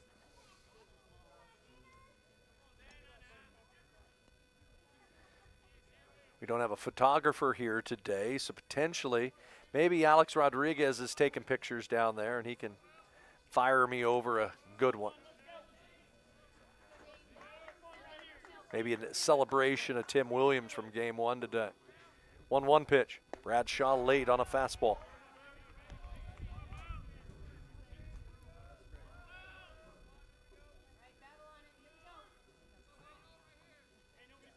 Dane Bradshaw Jr.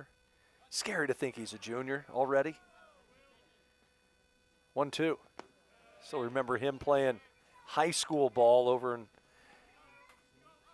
Idaho. And one of those kids that you knew was going to be a ball player as he was growing up. 2-2. Curveball swung on, a drive deep left. Near the warning track, near the wall. That ball is foul.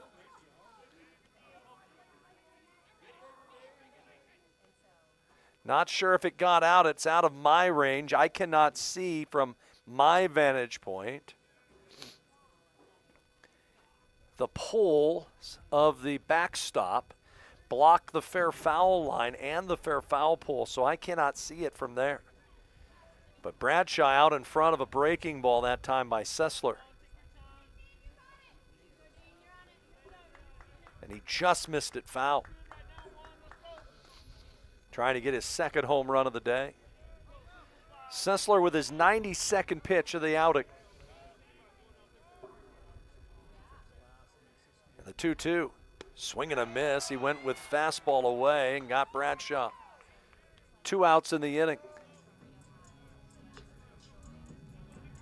The catcher, Ty Blakely. So back to Ty Blakely. Blakely got Tech on the board with a 2-run single back in the 2nd.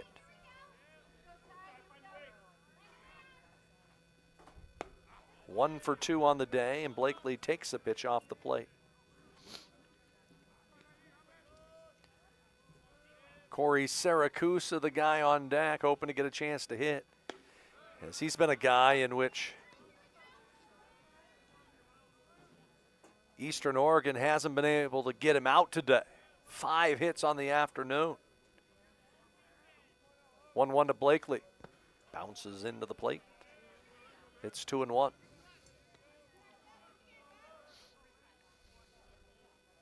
Tech as a team coming into the weekend hitting .308 as a club, averaging 7.5 runs a game.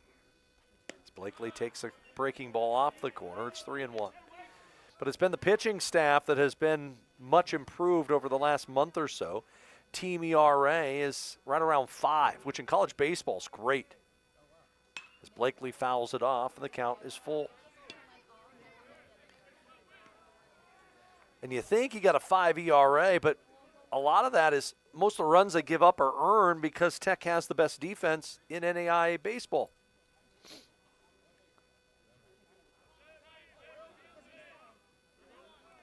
Blakely trying to get on here with 2 outs. And Sessler's 3-2 is a slider that misses ball 4, and that'll get Corey Saracusa to the plate. The second baseman, Corey Saracusa. So Saracusa to the plate. Mike O'Daniel will run it first. Mike came up here to the booth in between games and said, hey, can I get my walk-up song changed? I'm like, yeah, I can't do it right now, but can work on it.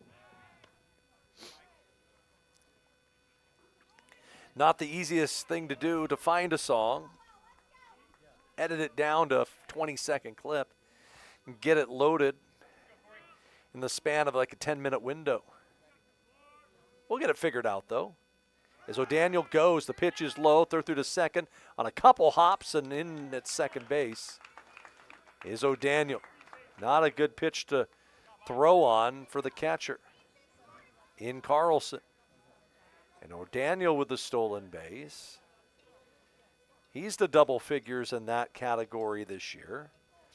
And now Siracusa, who has an RBI in this one, chance to try to find another hole and get Tech another run.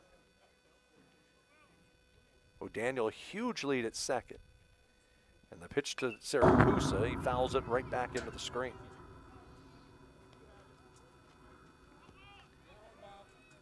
And Tech doing all this damage despite Tyler Horner going 0 for 3 to start this one. There's still a lot of baseball to be played. Next pitch for Sessler will be number 100. I don't think a Tech pitcher this year has thrown 100 pitches. 1-1. That one caught the inside edge. And it's 1-2. We're in the last of the fifth. Tech leading Eastern Oregon here in the nightcap, 7-1.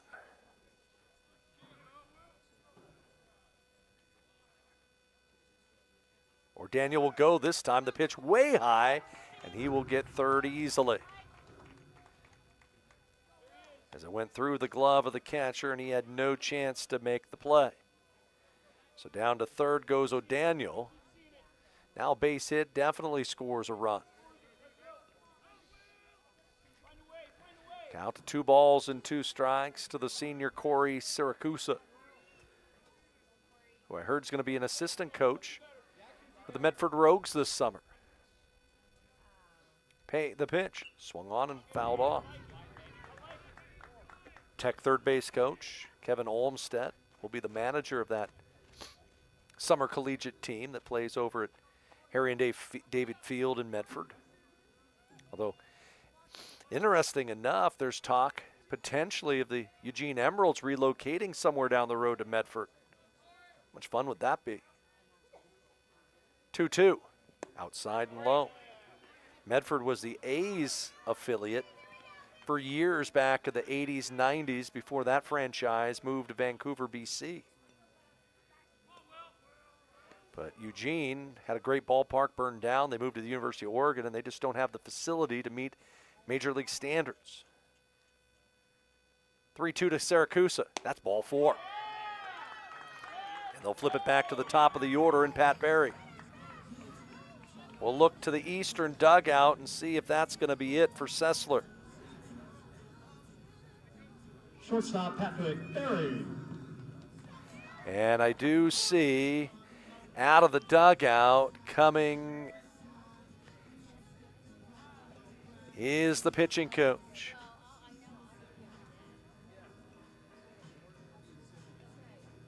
And it looks like that is going to be the end of the line for Sessler. We'll have a pitching change here for the Mountaineers. We'll take a timeout here on the Owl Sports Network. Tech leading 7-1.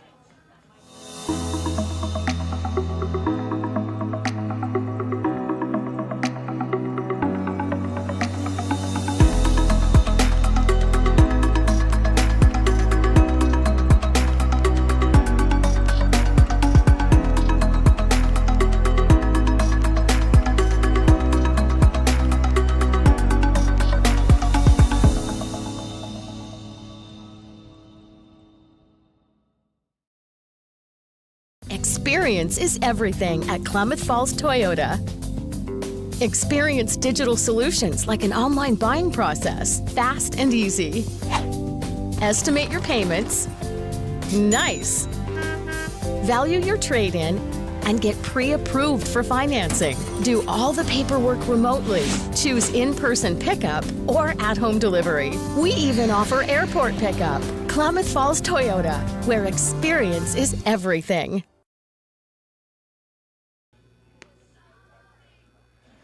The new pitcher for Eastern is right-hander Sam McCauley, who will come in here with runners at the corners and 2 outs in the 5th. Tech with a lead at 7-1. For Sam McCauley in Eastern Oregon, McCauley will be making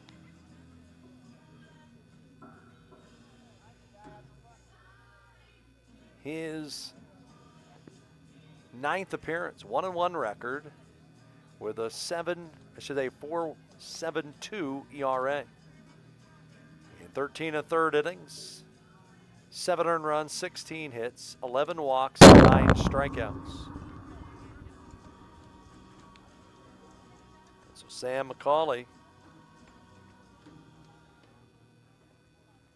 transfer from St. Martin's University, originally from Baker City. The batter will be Patrick Berry.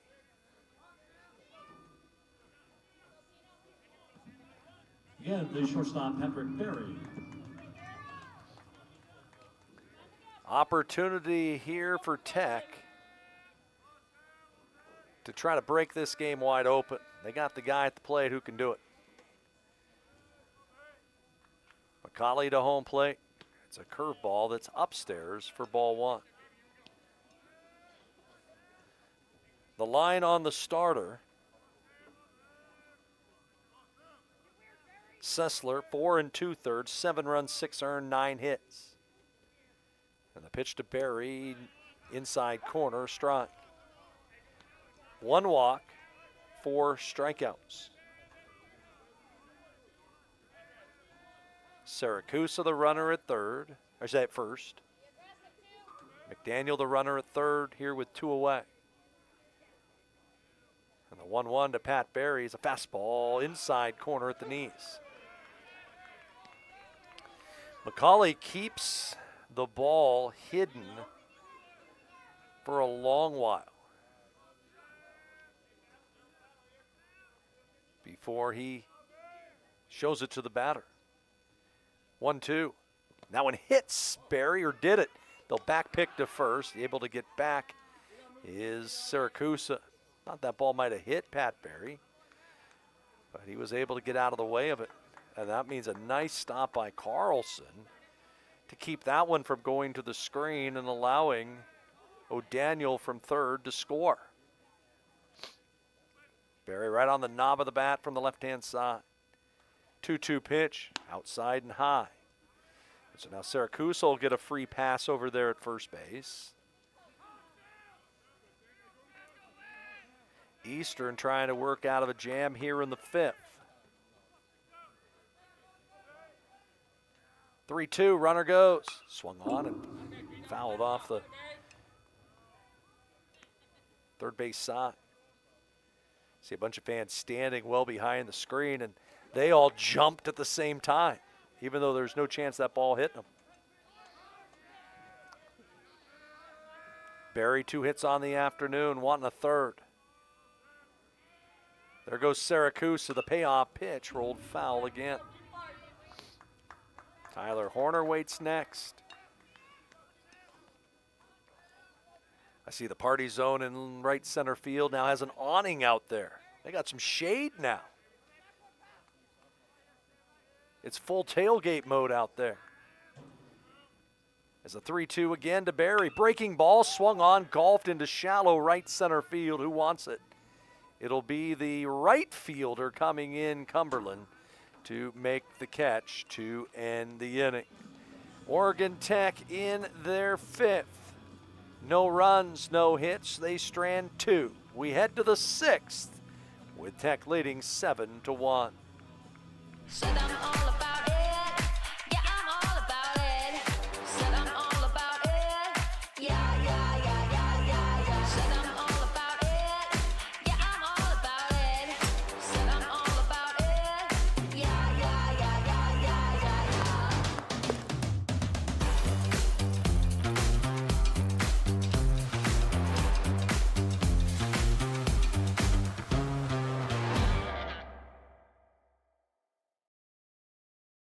When you buy tires at Les Schwab, you're getting more than just tires. You're getting America's best tire warranty, 60-day satisfaction guarantee, no hassle road hazard protection, and free maintenance for the life of your tires. So if something happens to your tire on the road, we'll fix it, or we'll replace it, no questions asked. Other places make you pay extra for that kind of protection, but at Les Schwab, it's included with every set of tires, because more warranty means less worry, and nobody stands by their tires like Les Schwab. Get more from Les.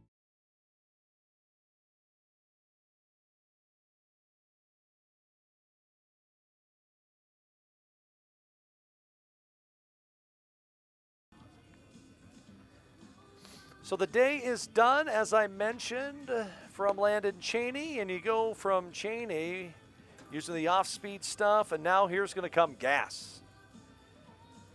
As Bronson Chapel will come in here in inning number 6.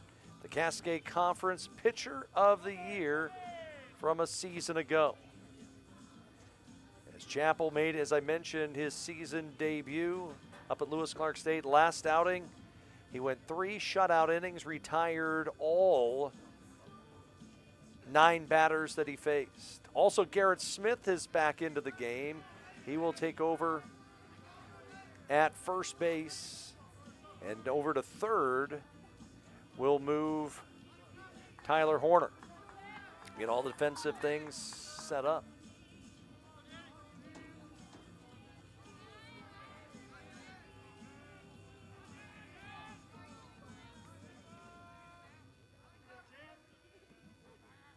Played the shortstop, Danny Burns.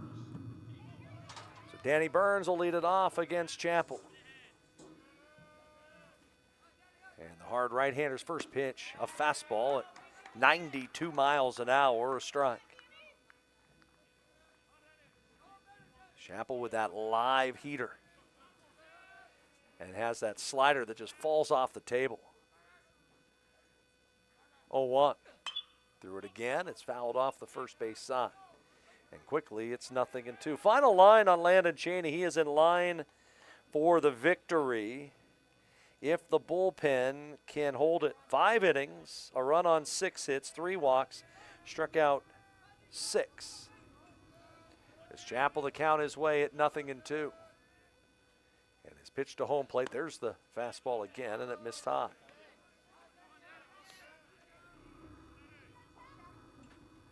Bronson Chapel last season 9-2, tied the Oregon Tech record for wins in a season. 1-2. Slider got him. That's unhittable. 1 out. Second baseman Justin Frederick. Chapel last year set an Oregon Tech single season record for strikeouts. Struck out 91. And I laugh about that. I'll tell you why after this pitch. Slider for a strike. I've seen social media graphics from teams nationally on the baseball side of things celebrating a pitcher striking out 100 for a career. Chap nearly struck out 100 last year. And the pitch to the plate way outside. I mean, there's a chance that by the end of today, he'll be over 100 for his career at Oregon Tech. It's just kind of funny. But I guess some schools celebrate any little milestone. 1-1 pitch. Slider, swing and a miss. Bronson Chapel, originally from Harriman, Utah. Pitched 2 seasons at Lassen College, where he came here with a bunch of great Lassen players. 1-2. Slider again. You ain't hitting it. Justin Frederick, 2 outs. The catcher, Matt Carlson. Matt Carlson, the batter, he doubled in a run for Eastern Oregon's only run of the game.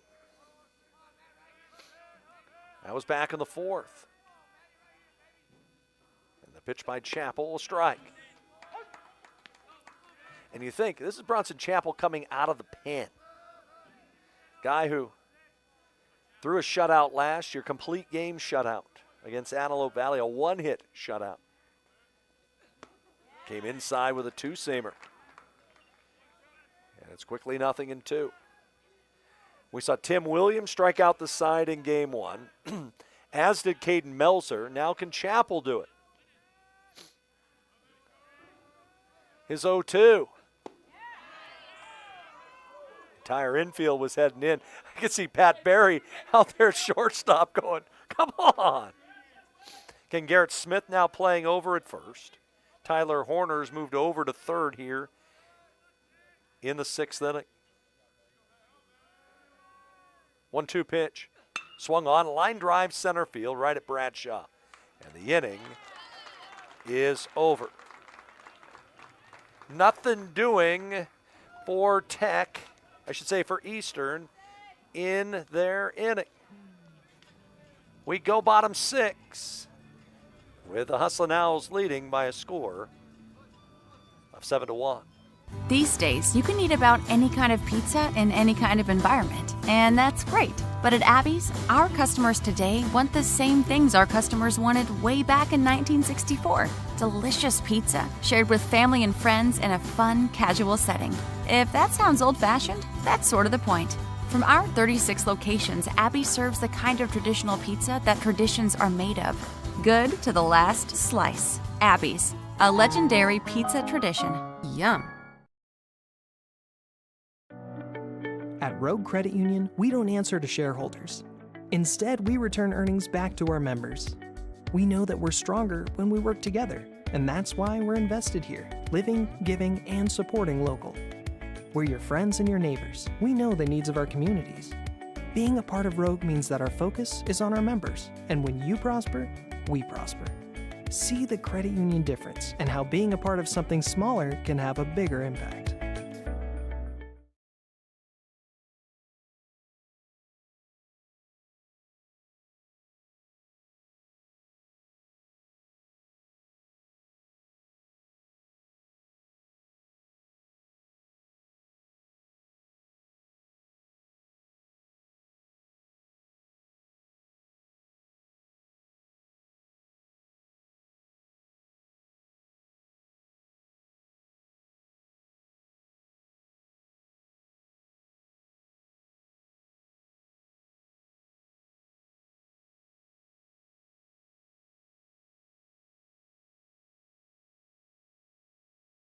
Sixth inning, the third baseman, Tyler Horner.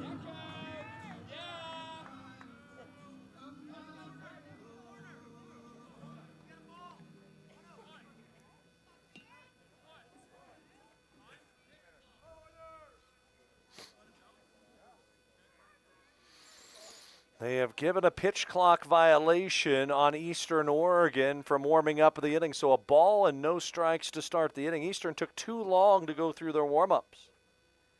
So Tyler Horner, the count his way already, and he gets hit by the first pitch he sees in his front foot.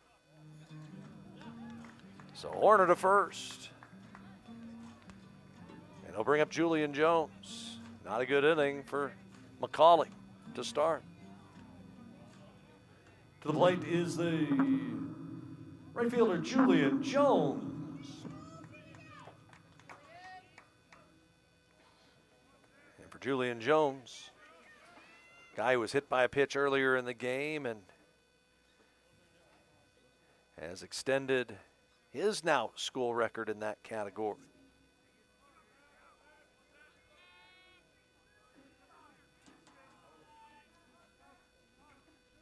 Sam McCauley from the stretch. This pitch to Jones way outside for ball one. Tech 7, Eastern 1.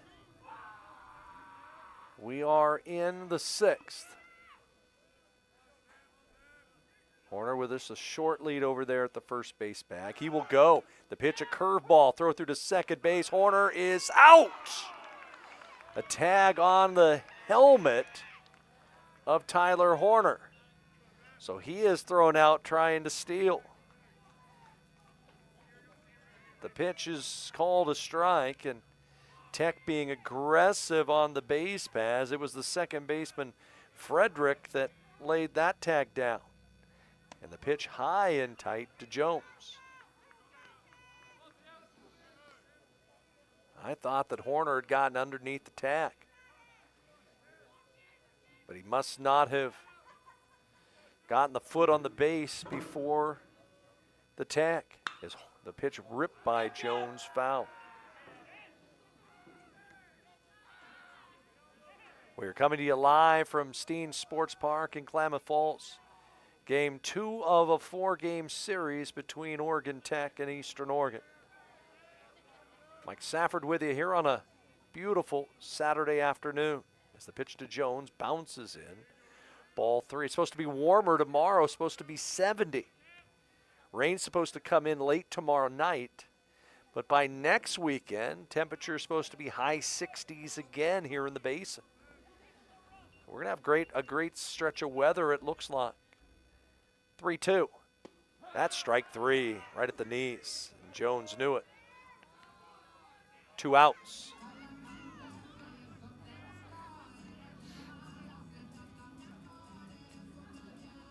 Designated hitter Matthew Ortiz. So McCauley has come in and done a pretty nice job thus far. As the pitch to home plate, a breaking ball, first strike.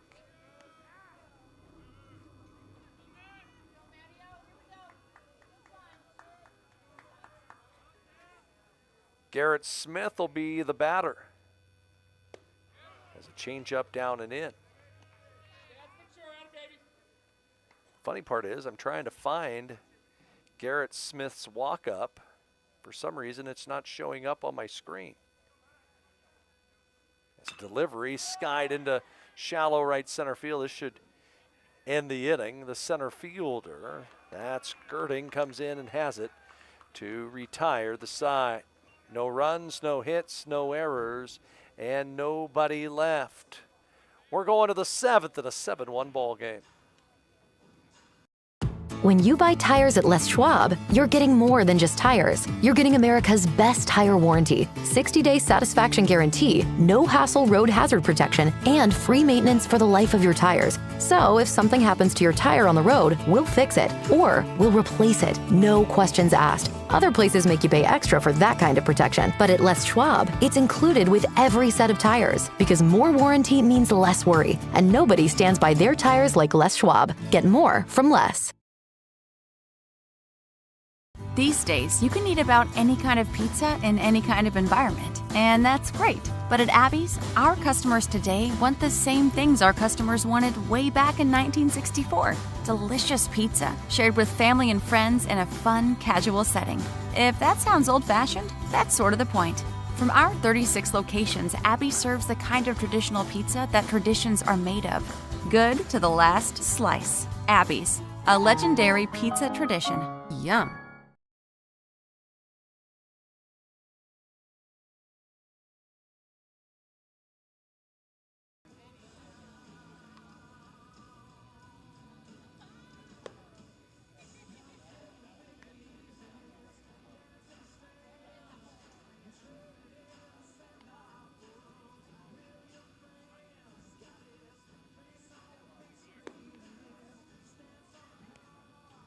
Leading off the Eastern 7th, left fielder Grayson McDaniel.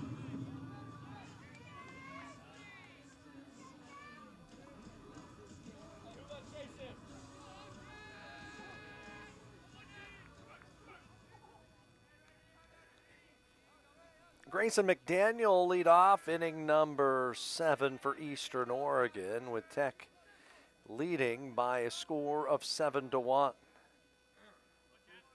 Second inning of work for Bronson Chapel. And he starts off a breaking ball that misses in on the hands. Ball 1.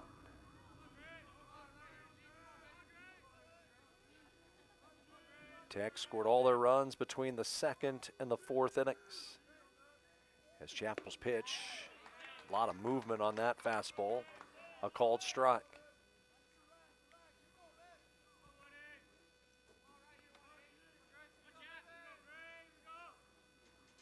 Tech trying to improve at home. As the pitch is struck to 4, make it 5-1 on the year. McDaniel from the right-hand side and a hole at 1-2.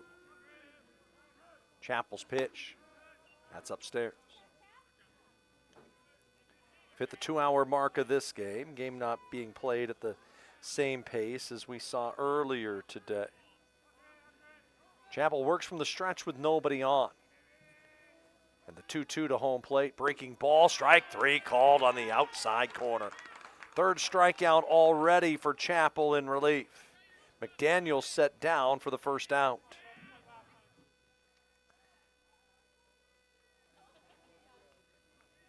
Third baseman Trevor Baker. So to bring up Trevor Baker, the third baseman.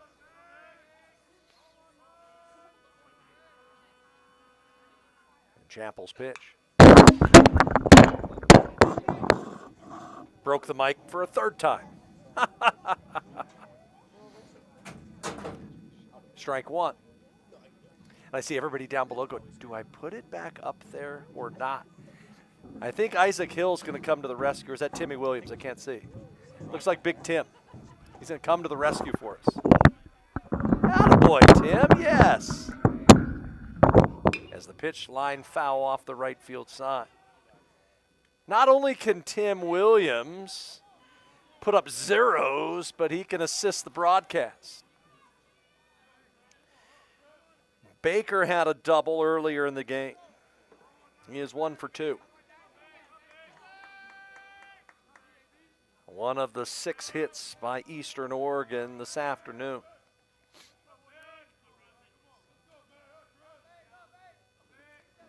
Oh-2 from Chap. Foul tipped in the box. That one might have got a piece of the plate umpire. And Ty Blakely was saying, hey, give me a ball. And the umpire's going, nah, I don't want any part of it. I'm going to take 2 steps, try to get the pain going off the side of my foot. They clipped that one.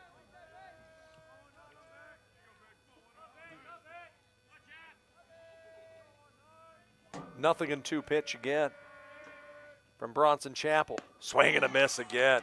Just waving at that one was Baker for the second out. Designated hitter Mario Landeros. I know that a perfect world for Ricky Walker right here would be for Chapel to get through this inning. Tech put a 4 spot up and win it in 7, which would give Chap a chance to come back tomorrow if needed. The pitch to Landeros. He went around. 0-1. I mean, it seems like Eastern just guessing right now at the stuff Chapel's throwing. So much movement on that 4-seam. 0-1. Slider that time. And the difference being you got the slider coming in probably low 8s. That fastball low 9s. But one has a little more run than the other. 0-2. Line drive, left field. Tam will have to play that one on a hop. That one just leaked a little bit up into the zone. And Mario Landeros with a base hit here in the 7th. And the batter will be Parker Cumberland. Outfielder Parker Cumberland. We'll get the stretch for a second time here today, coming up in this half inning.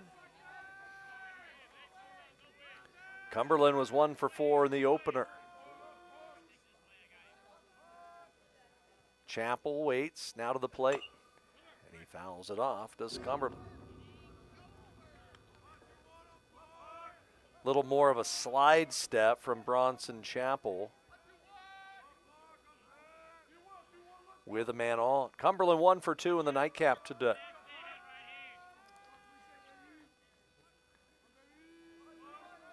Nothing in 1 pitch. Fastball hit foul.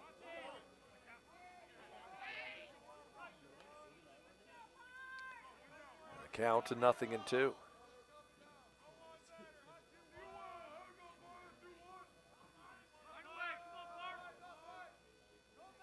Bronson Chapel has fanned 4. Tech pitchers have combined to fan 10 here in this one. After striking out 13 in game 1 today. Between Tim Williams and Caden Melzer. 0-2 from Chapel again. Fastball swung on and missed. It's hung on by the catcher, and the side is retired.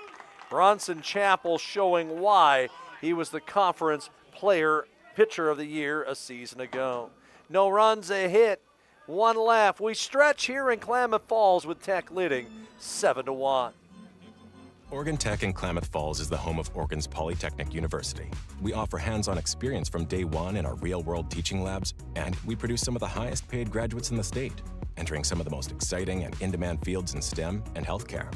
But did you know, we also have one of the most competitive athletic programs in the NAIA's Cascade Conference, all-season recreational opportunities, a thriving student life, and an average student-to-teacher ratio of 14-1. Get more out of your college experience with Oregon Tech in Klamath Falls. Papa Murphy's new cheesy stuffed crust pizza. Made fresh by us, baked fresh by you. Starting at $13.99, it's the hottest, meltiest stuffed crust pizza you'll ever have. Because it goes straight from our kitchen to yours. For fresh out of your oven, piping hot, cheesy goodness. It's what stuffed crust pizza should be.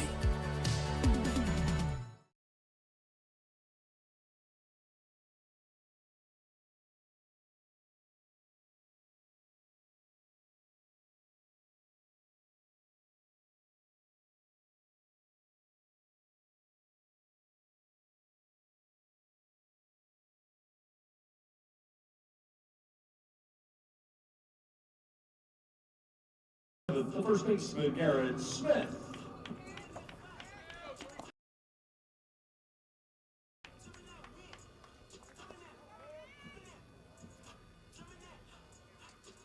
Seth McCauley in his second full inning of work. He'll face Smith, Tam, and Bradshaw. And the pitch to Big G is taken downstairs for a ball. Smith had a double in his only at-bat in game 1 today. Hit one deep off the wall in left center field. That's the pitch by McCauley, a curveball that's upstairs. Again, Tech has gotten a lot of the damage done today by the bottom part of the order. Bradshaw, Blakely, Saracusa have been the ones to do the work. And they lead 7-1. Smith's got the count his way at 3-0, and I would think that Kevin Olmstead, coaching in that third base box, has given the take sign. The 3-0. Didn't matter, way outside ball 4. So Smith walks. Tech needing 4 in the inning to the mercy rule. A fielder, Tam.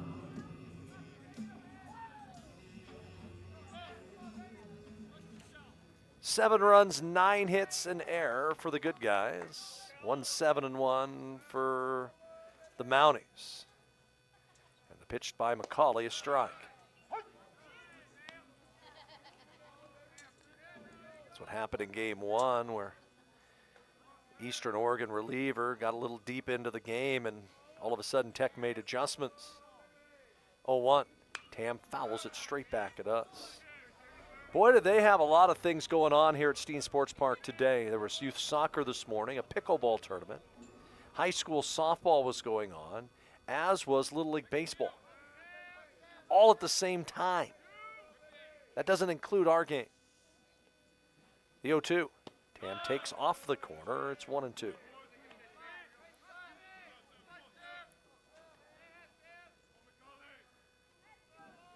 Tam from Honolulu, 4th year in the program.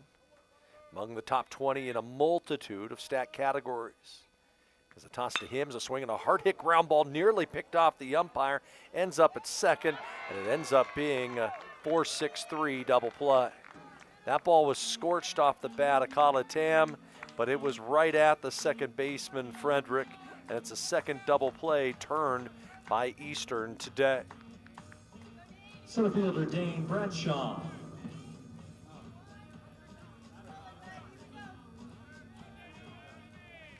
The batter, Dane Bradshaw. And the pitch to Dane. He was hit by a pitch earlier in the game. Also had a run-scoring double, and he takes strike one. We're in the seventh. Tech with a 7-1 lead. It's the pitch to Bradshaw. Breaking ball, top of the zone. Eastern outfield. Playing deep as they've had all series long. Any flare is gonna drop. 0-2.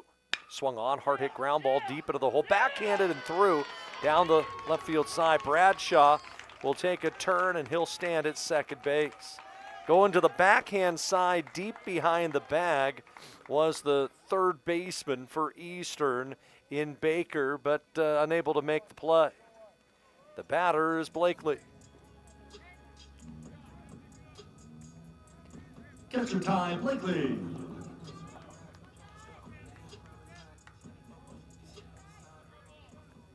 I'm not sure if Baker even got to that ball. It was hit so hard. He was trying to steady himself to make a backhand pick, basically where the cut of the grass and the dirt met. So Bradshaw the hit, and the pitch grounded first base side. That one's gloved there by the first baseman. Throw back to the pitcher, McCauley. He makes the play, and that will end the inning. No runs, a hit, and a man left. We're going to the eighth. 7-1 Tech. The cars we drive play an important part of our everyday. Whether we're going to work, dropping off the kids at school, or maybe even on that first date. Vehicles we drive play an important role in all of that. And that's why at Klamath Falls Subaru, we are so passionate about getting you the long-lasting vehicle that you will love. When you come to our store, you'll find that every department is dedicated to caring for our customers, which is why I can proudly send anyone here knowing that they will be treated like family. Stop by and say hi, because whether you've driven 1 mile or 1,000, when you come to Klamath Falls Subaru, you're coming home.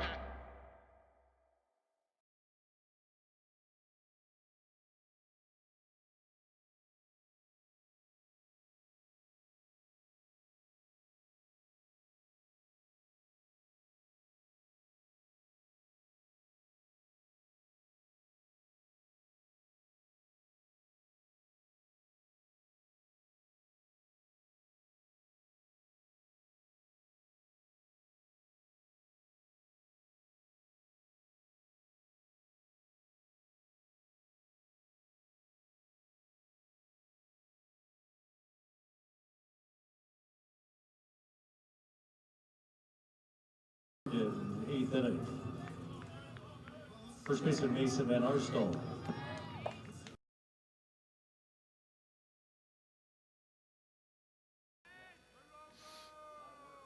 Five, 6, and 7 for Eastern in their eighth inning. As Bronson Champel back out there, and his first pitch fouled out of the glove of Ty Blakely, strike one. 7 runs on 10 hits for Tech. Eastern a run on 7 hits, and both teams have committed an error. 0-1. Chappell said, hit it if you can, and Van Arsdal just couldn't catch up to it. The thing with Bronson Chappell, he throws from such an easy arm slot. It's just like an effortless 90. 0-2. Swung on, deep drive to center field. Bradshaw going back. He'll go over the shoulder and make the catch. Made it look routine. It was anything but routine for the first out. Center fielder Carson Girding. batter's Carson Girding.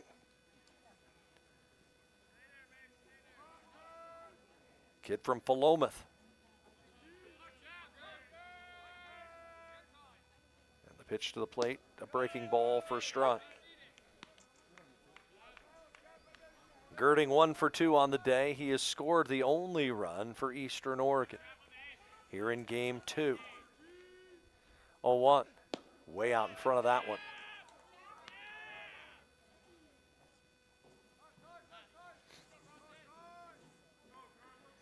Tech with a 7-1 lead as we work here in the 8th. This Chappell's pitch.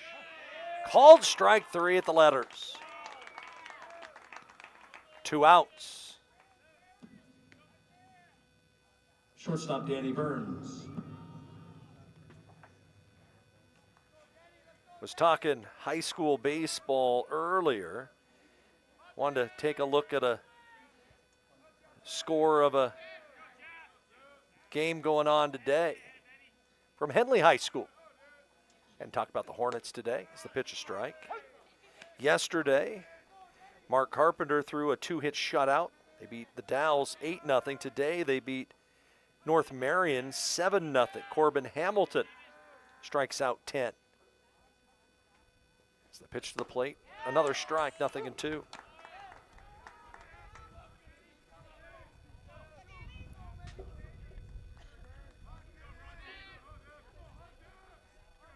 So Henley, ranked in the top 10 in the state, picks up a win. 3-win week for them as the pitch to the plate just outside.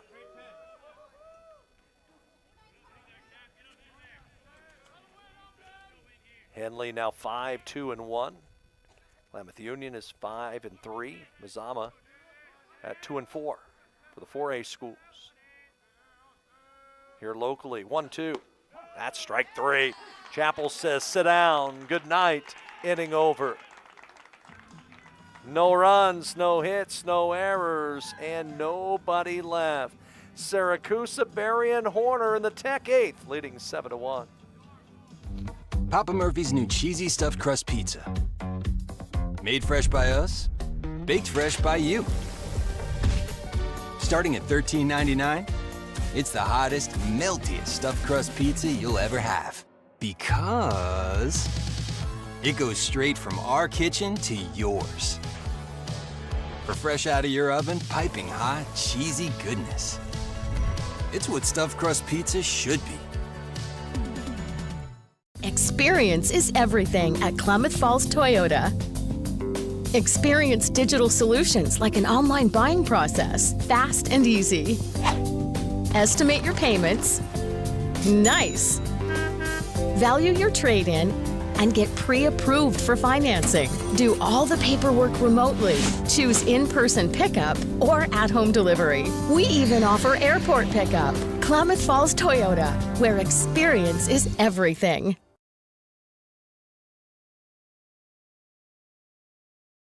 Number 12, Brody Noonan.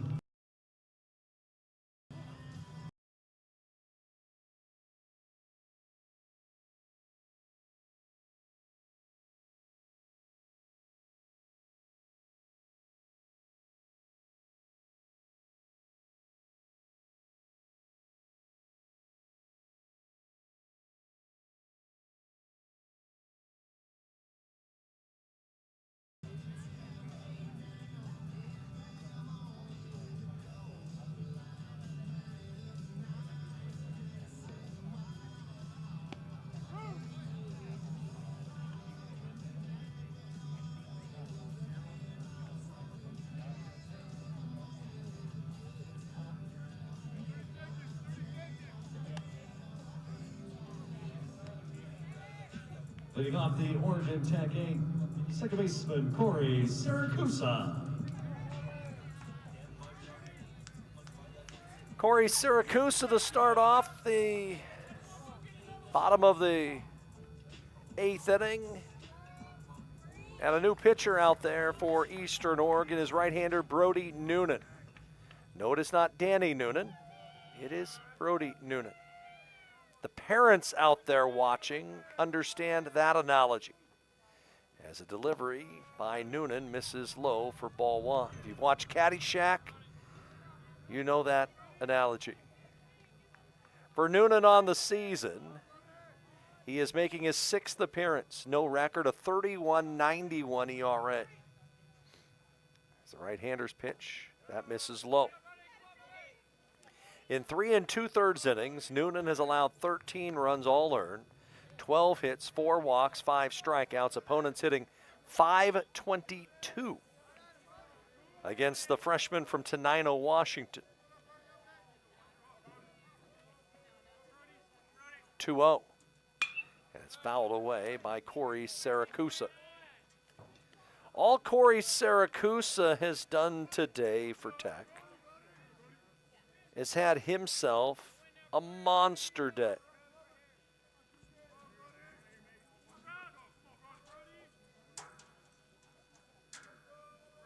He is 5 for 6 on the day as he gets brushed back by that one.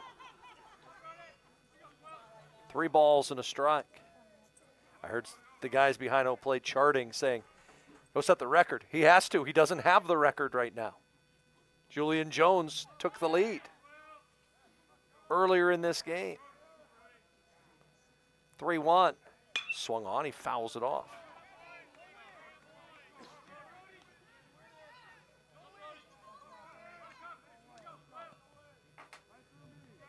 Noonan, I mentioned from Tenino, Washington. They have a unique football field at their high school. It is a jet black turf football field. 3-2 pitch. Curveball, and again, fought off by Saracusa. So you think about Boise State with the blue turf, and Eastern Washington has the Inferno, the red turf. I think it's Eastern Michigan has that like gray turf, and Central Arkansas has purple and gray, but his high school is jet black. 3-2. He lays off to Saracusa for ball 4. So Corey Saracusa aboard again. Top of the order for Tech and Pat Berry. The shortstop, Pat Berry. Again for the Hustlin' Owls, they score 4 in the inning. It would be a run rule win.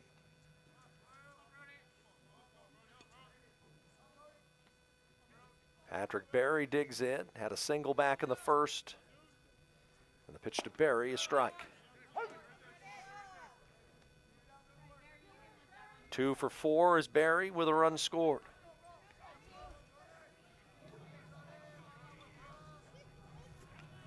Tech leading 7-1. Jumped out to a 5-0 lead. Just off the corner with a 2-seam is Brody Noonan. Third pitcher used by Eastern in this one. McCauley went 2 1/3, a hit, a walk, and a strikeout. Did not allow an earned run. So a good appearance to build on if you're Sam McCauley.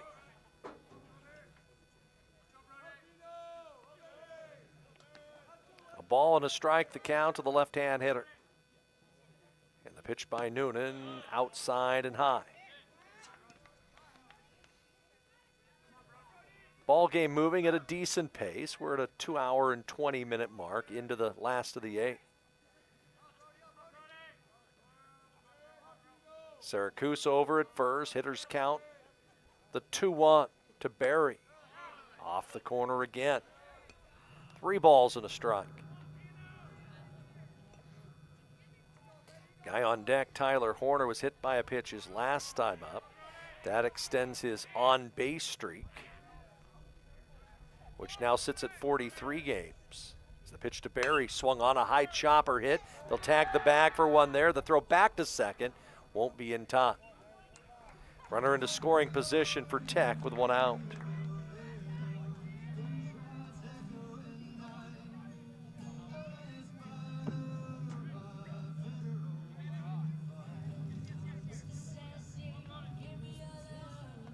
Attention please, heading for the Owls, number 4, Chase Adani. It will not be Horner to hit. It'll be Chase Hadani who will come in and play third base in the 9th. Versatile guy who can play a ton of positions. As it's ball 1. So Chase Hadani, one of the seniors on this team, 4-year member of the club. Hitting an even 200. The runner goes for third, and Siracusa steals third on his own. Count to 2-0. I don't think Noonan even paid attention to the runner at second. So the infield drawn in for the Mounties. And Hadani takes one low. 3-0. Looks like Julian Jones will hit for himself as he waits on deck. Tech with a 7-1 lead, trying to add to that tally.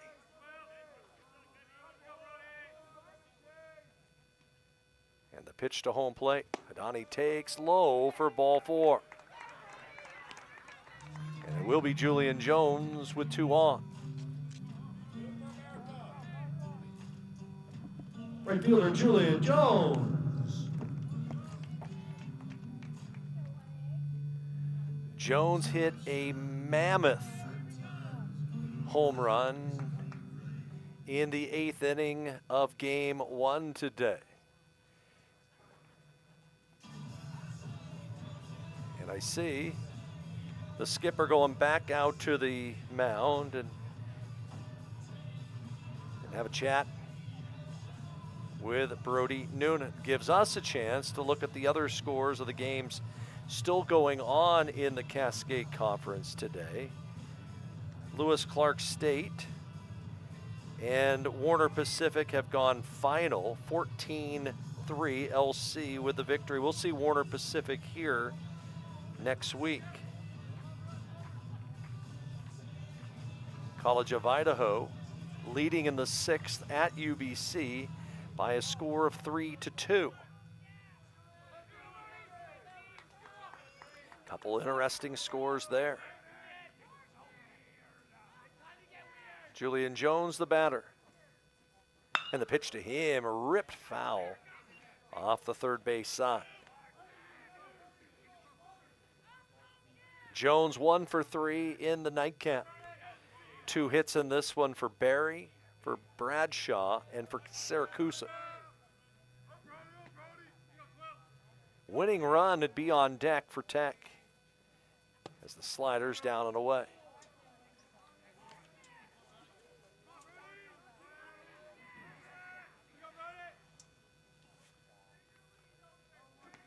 Julian Jones, 10 home runs on the year, 35 runs batted in.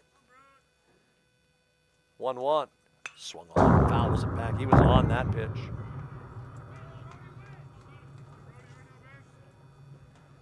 The count to a ball and 2 strikes here on a 65-degree day in the Klamath Basin.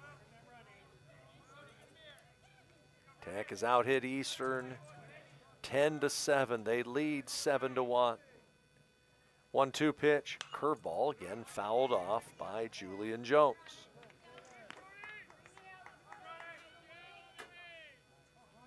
Again, game 3 tomorrow, so it's 11 o'clock start. We'll have that game for you right here on the Owl Sports Network. Glad you could join us this afternoon. 1-2. That's in the dirt. Runner thought about coming home. Siracusa spins right back around and heads back to the third base bag, but Hadani able to move into scoring position. Probably will draw the infield in, and it will for Eastern Oregon. Didn't work for them back in the 2nd. Does it work for them here? 2-2 pitch. Fastball bounces in, 3-2. Matthew Ortiz and Garrett Smith, the next 2 scheduled hitters for the Hustlin' Owls.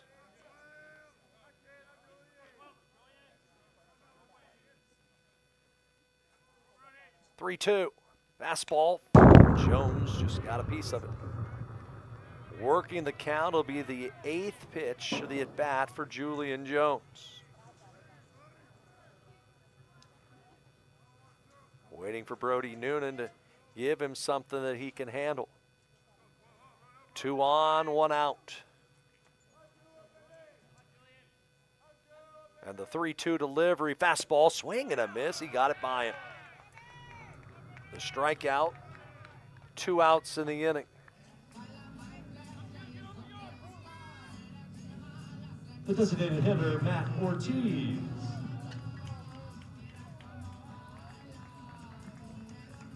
So it's interesting in this one that Jones and Horner both strike out twice in a game. Doesn't happen often for either. Here's Matt Ortiz trying to add a couple runs to the board. And Noonan's pitch is swung on and lined into right center field. That's down for extra bases. In comes Siracusa. Right behind him, Hidani. And in at second with a run-scoring double is Matthew Ortiz. It is 9-1. Opposite field pitch and just drove it into the right center field gap. First baseman Garrett Smith. And the winning run will come to the plate here in the 8th inning in the form of Garrett Smith. And it looks like that is going to be it for the pitcher, Noonan. Eastern going to go to their bullpen and bring someone in to face Smith. So when we come back, we'll let you know who here on the Owl Sports Network. These days, you can eat about any kind of pizza in any kind of environment, and that's great. But at Abby's, our customers today want the same things our customers wanted way back in 1964. Delicious pizza, shared with family and friends in a fun, casual setting. If that sounds old-fashioned, that's sort of the point. From our 36 locations, Abby serves the kind of traditional pizza that traditions are made of. Good to the last slice. Abby's, a legendary pizza tradition. Yum.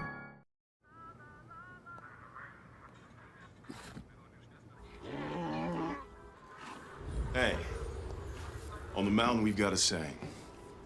Get off your...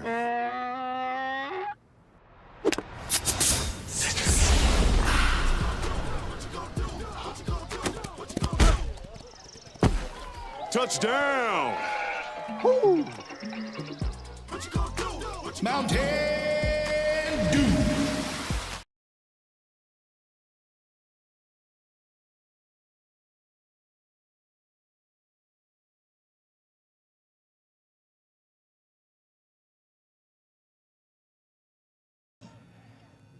New pitcher for Eastern Oregon, Cade Christopherson, to try to get the final out here in inning number 8, with Tech now leading 9-1. Christopherson's 9th appearance, no record, .614 ERA, 7 innings of work, 5 runs, 6 hits, 9 walks, 4 strikeouts. Christopherson, a senior from Chelan, Washington, where he was a high school teammate of Noah Lowe for Oregon Tech. And he will face the right-handed bat of Garrett Smith, trying to close this one out with a home run. And so Garrett Smith will be the hitter. In the bat for Oregon Tech is the first baseman, Garrett Smith.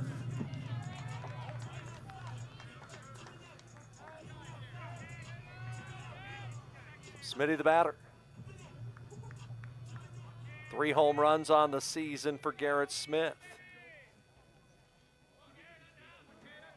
Would love one right here and end the game with 1 swing. 246 hitter coming into the day.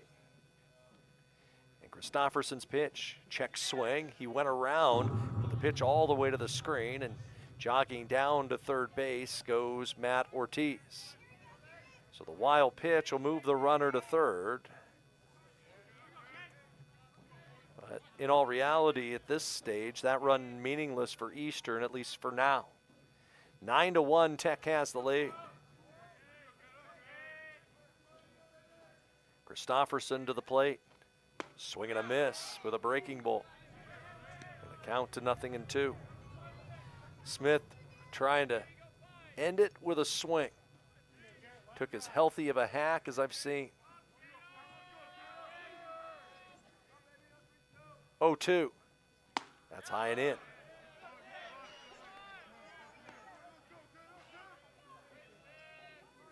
Question is, haven't seen if anybody throwing a whole lot in the pen. I think Drake Abood was playing toss down there. Whether or not they'll stay with Chappell. The pitch. Upstairs. And it may be not having Chap throw the 9th to allow him potentially to come back tomorrow if they need him for an inning or two. But he has been dominant as expected. 2-2 to Smith. That's down low, ball 3. So after getting ahead, Christofferson at 0-2, he's missed with 3 straight breaking balls. And now Garrett Smith looking for something to drive. With Matt Ortiz standing down at third and 2 outs. 2 in here in the 8th. Winning run at the plate, the pitch. Fastball hit off the instep of Garrett Smith, and we'll try it again.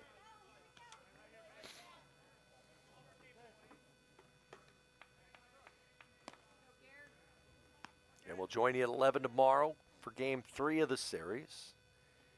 Isaac Hill will get the ball for Tech in that one. And then the series finale coming up around 2. It'll be the left-hander Carson Glavich. We'll get the start there for Tech. Payoff pitch to Smith. Swing and a miss, and we will indeed head to the 9th inning. Tech adds a couple insurance runs on the Matt Ortiz 2-run double. We head to the 9th. Tech leads 9-1.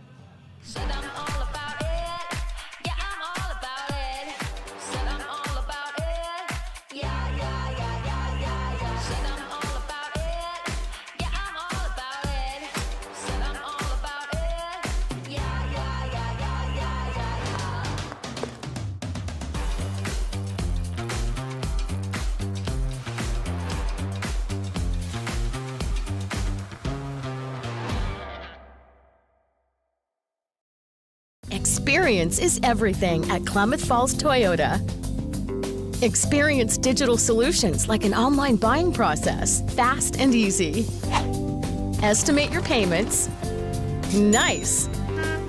Value your trade-in and get pre-approved for financing. Do all the paperwork remotely. Choose in-person pickup or at-home delivery. We even offer airport pickup. Klamath Falls Toyota, where experience is everything.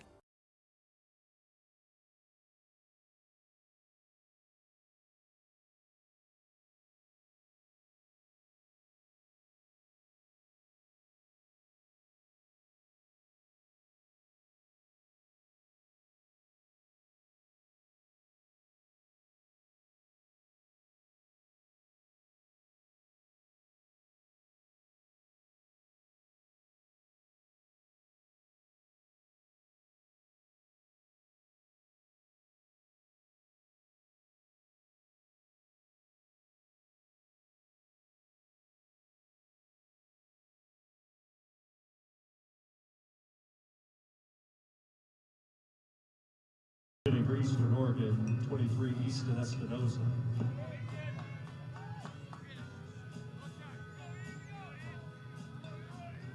Couple changes as we go to the top half of the 9th inning. Drake Abood in from the bullpen for Tech.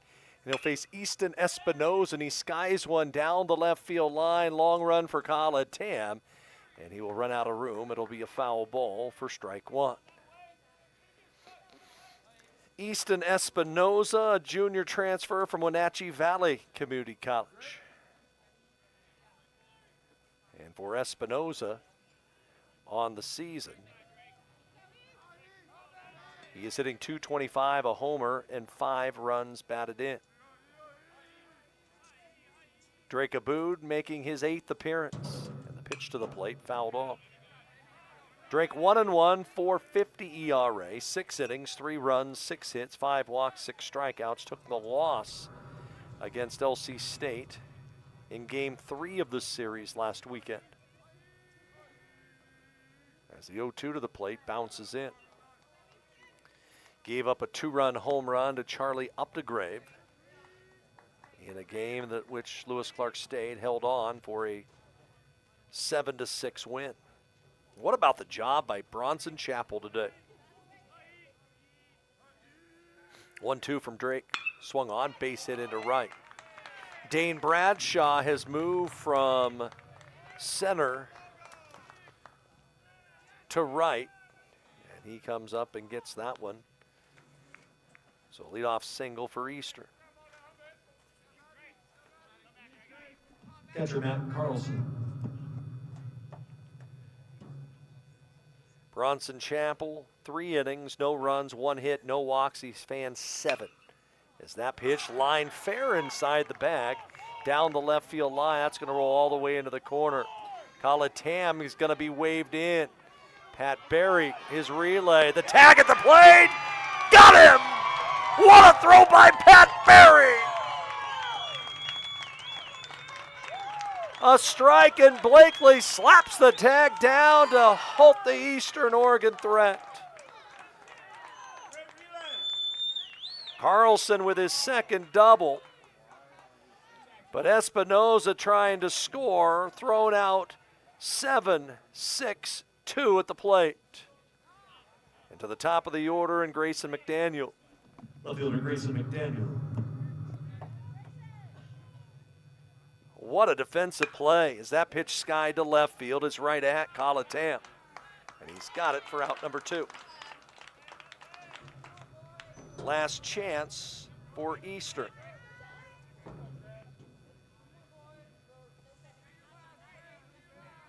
The batter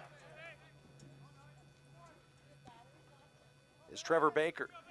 Third baseman Trevor Baker. Drake Abboud trying to get the final 3 outs today. And the lefty's pitch is upstairs. And it's been pitching and defense today that has been the telltale sign for this Oregon Tech team. Trying to open up the homestand with a sweep as Abboud misses off the corner with a fastball for ball 2.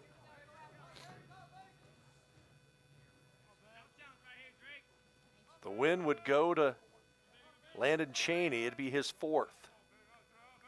2-0 pitch. That misses high.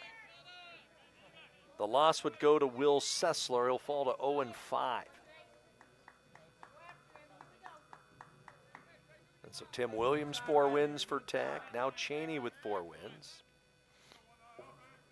We'll see a couple pitchers trying to get in that same column tomorrow. 3-0. That's a strike.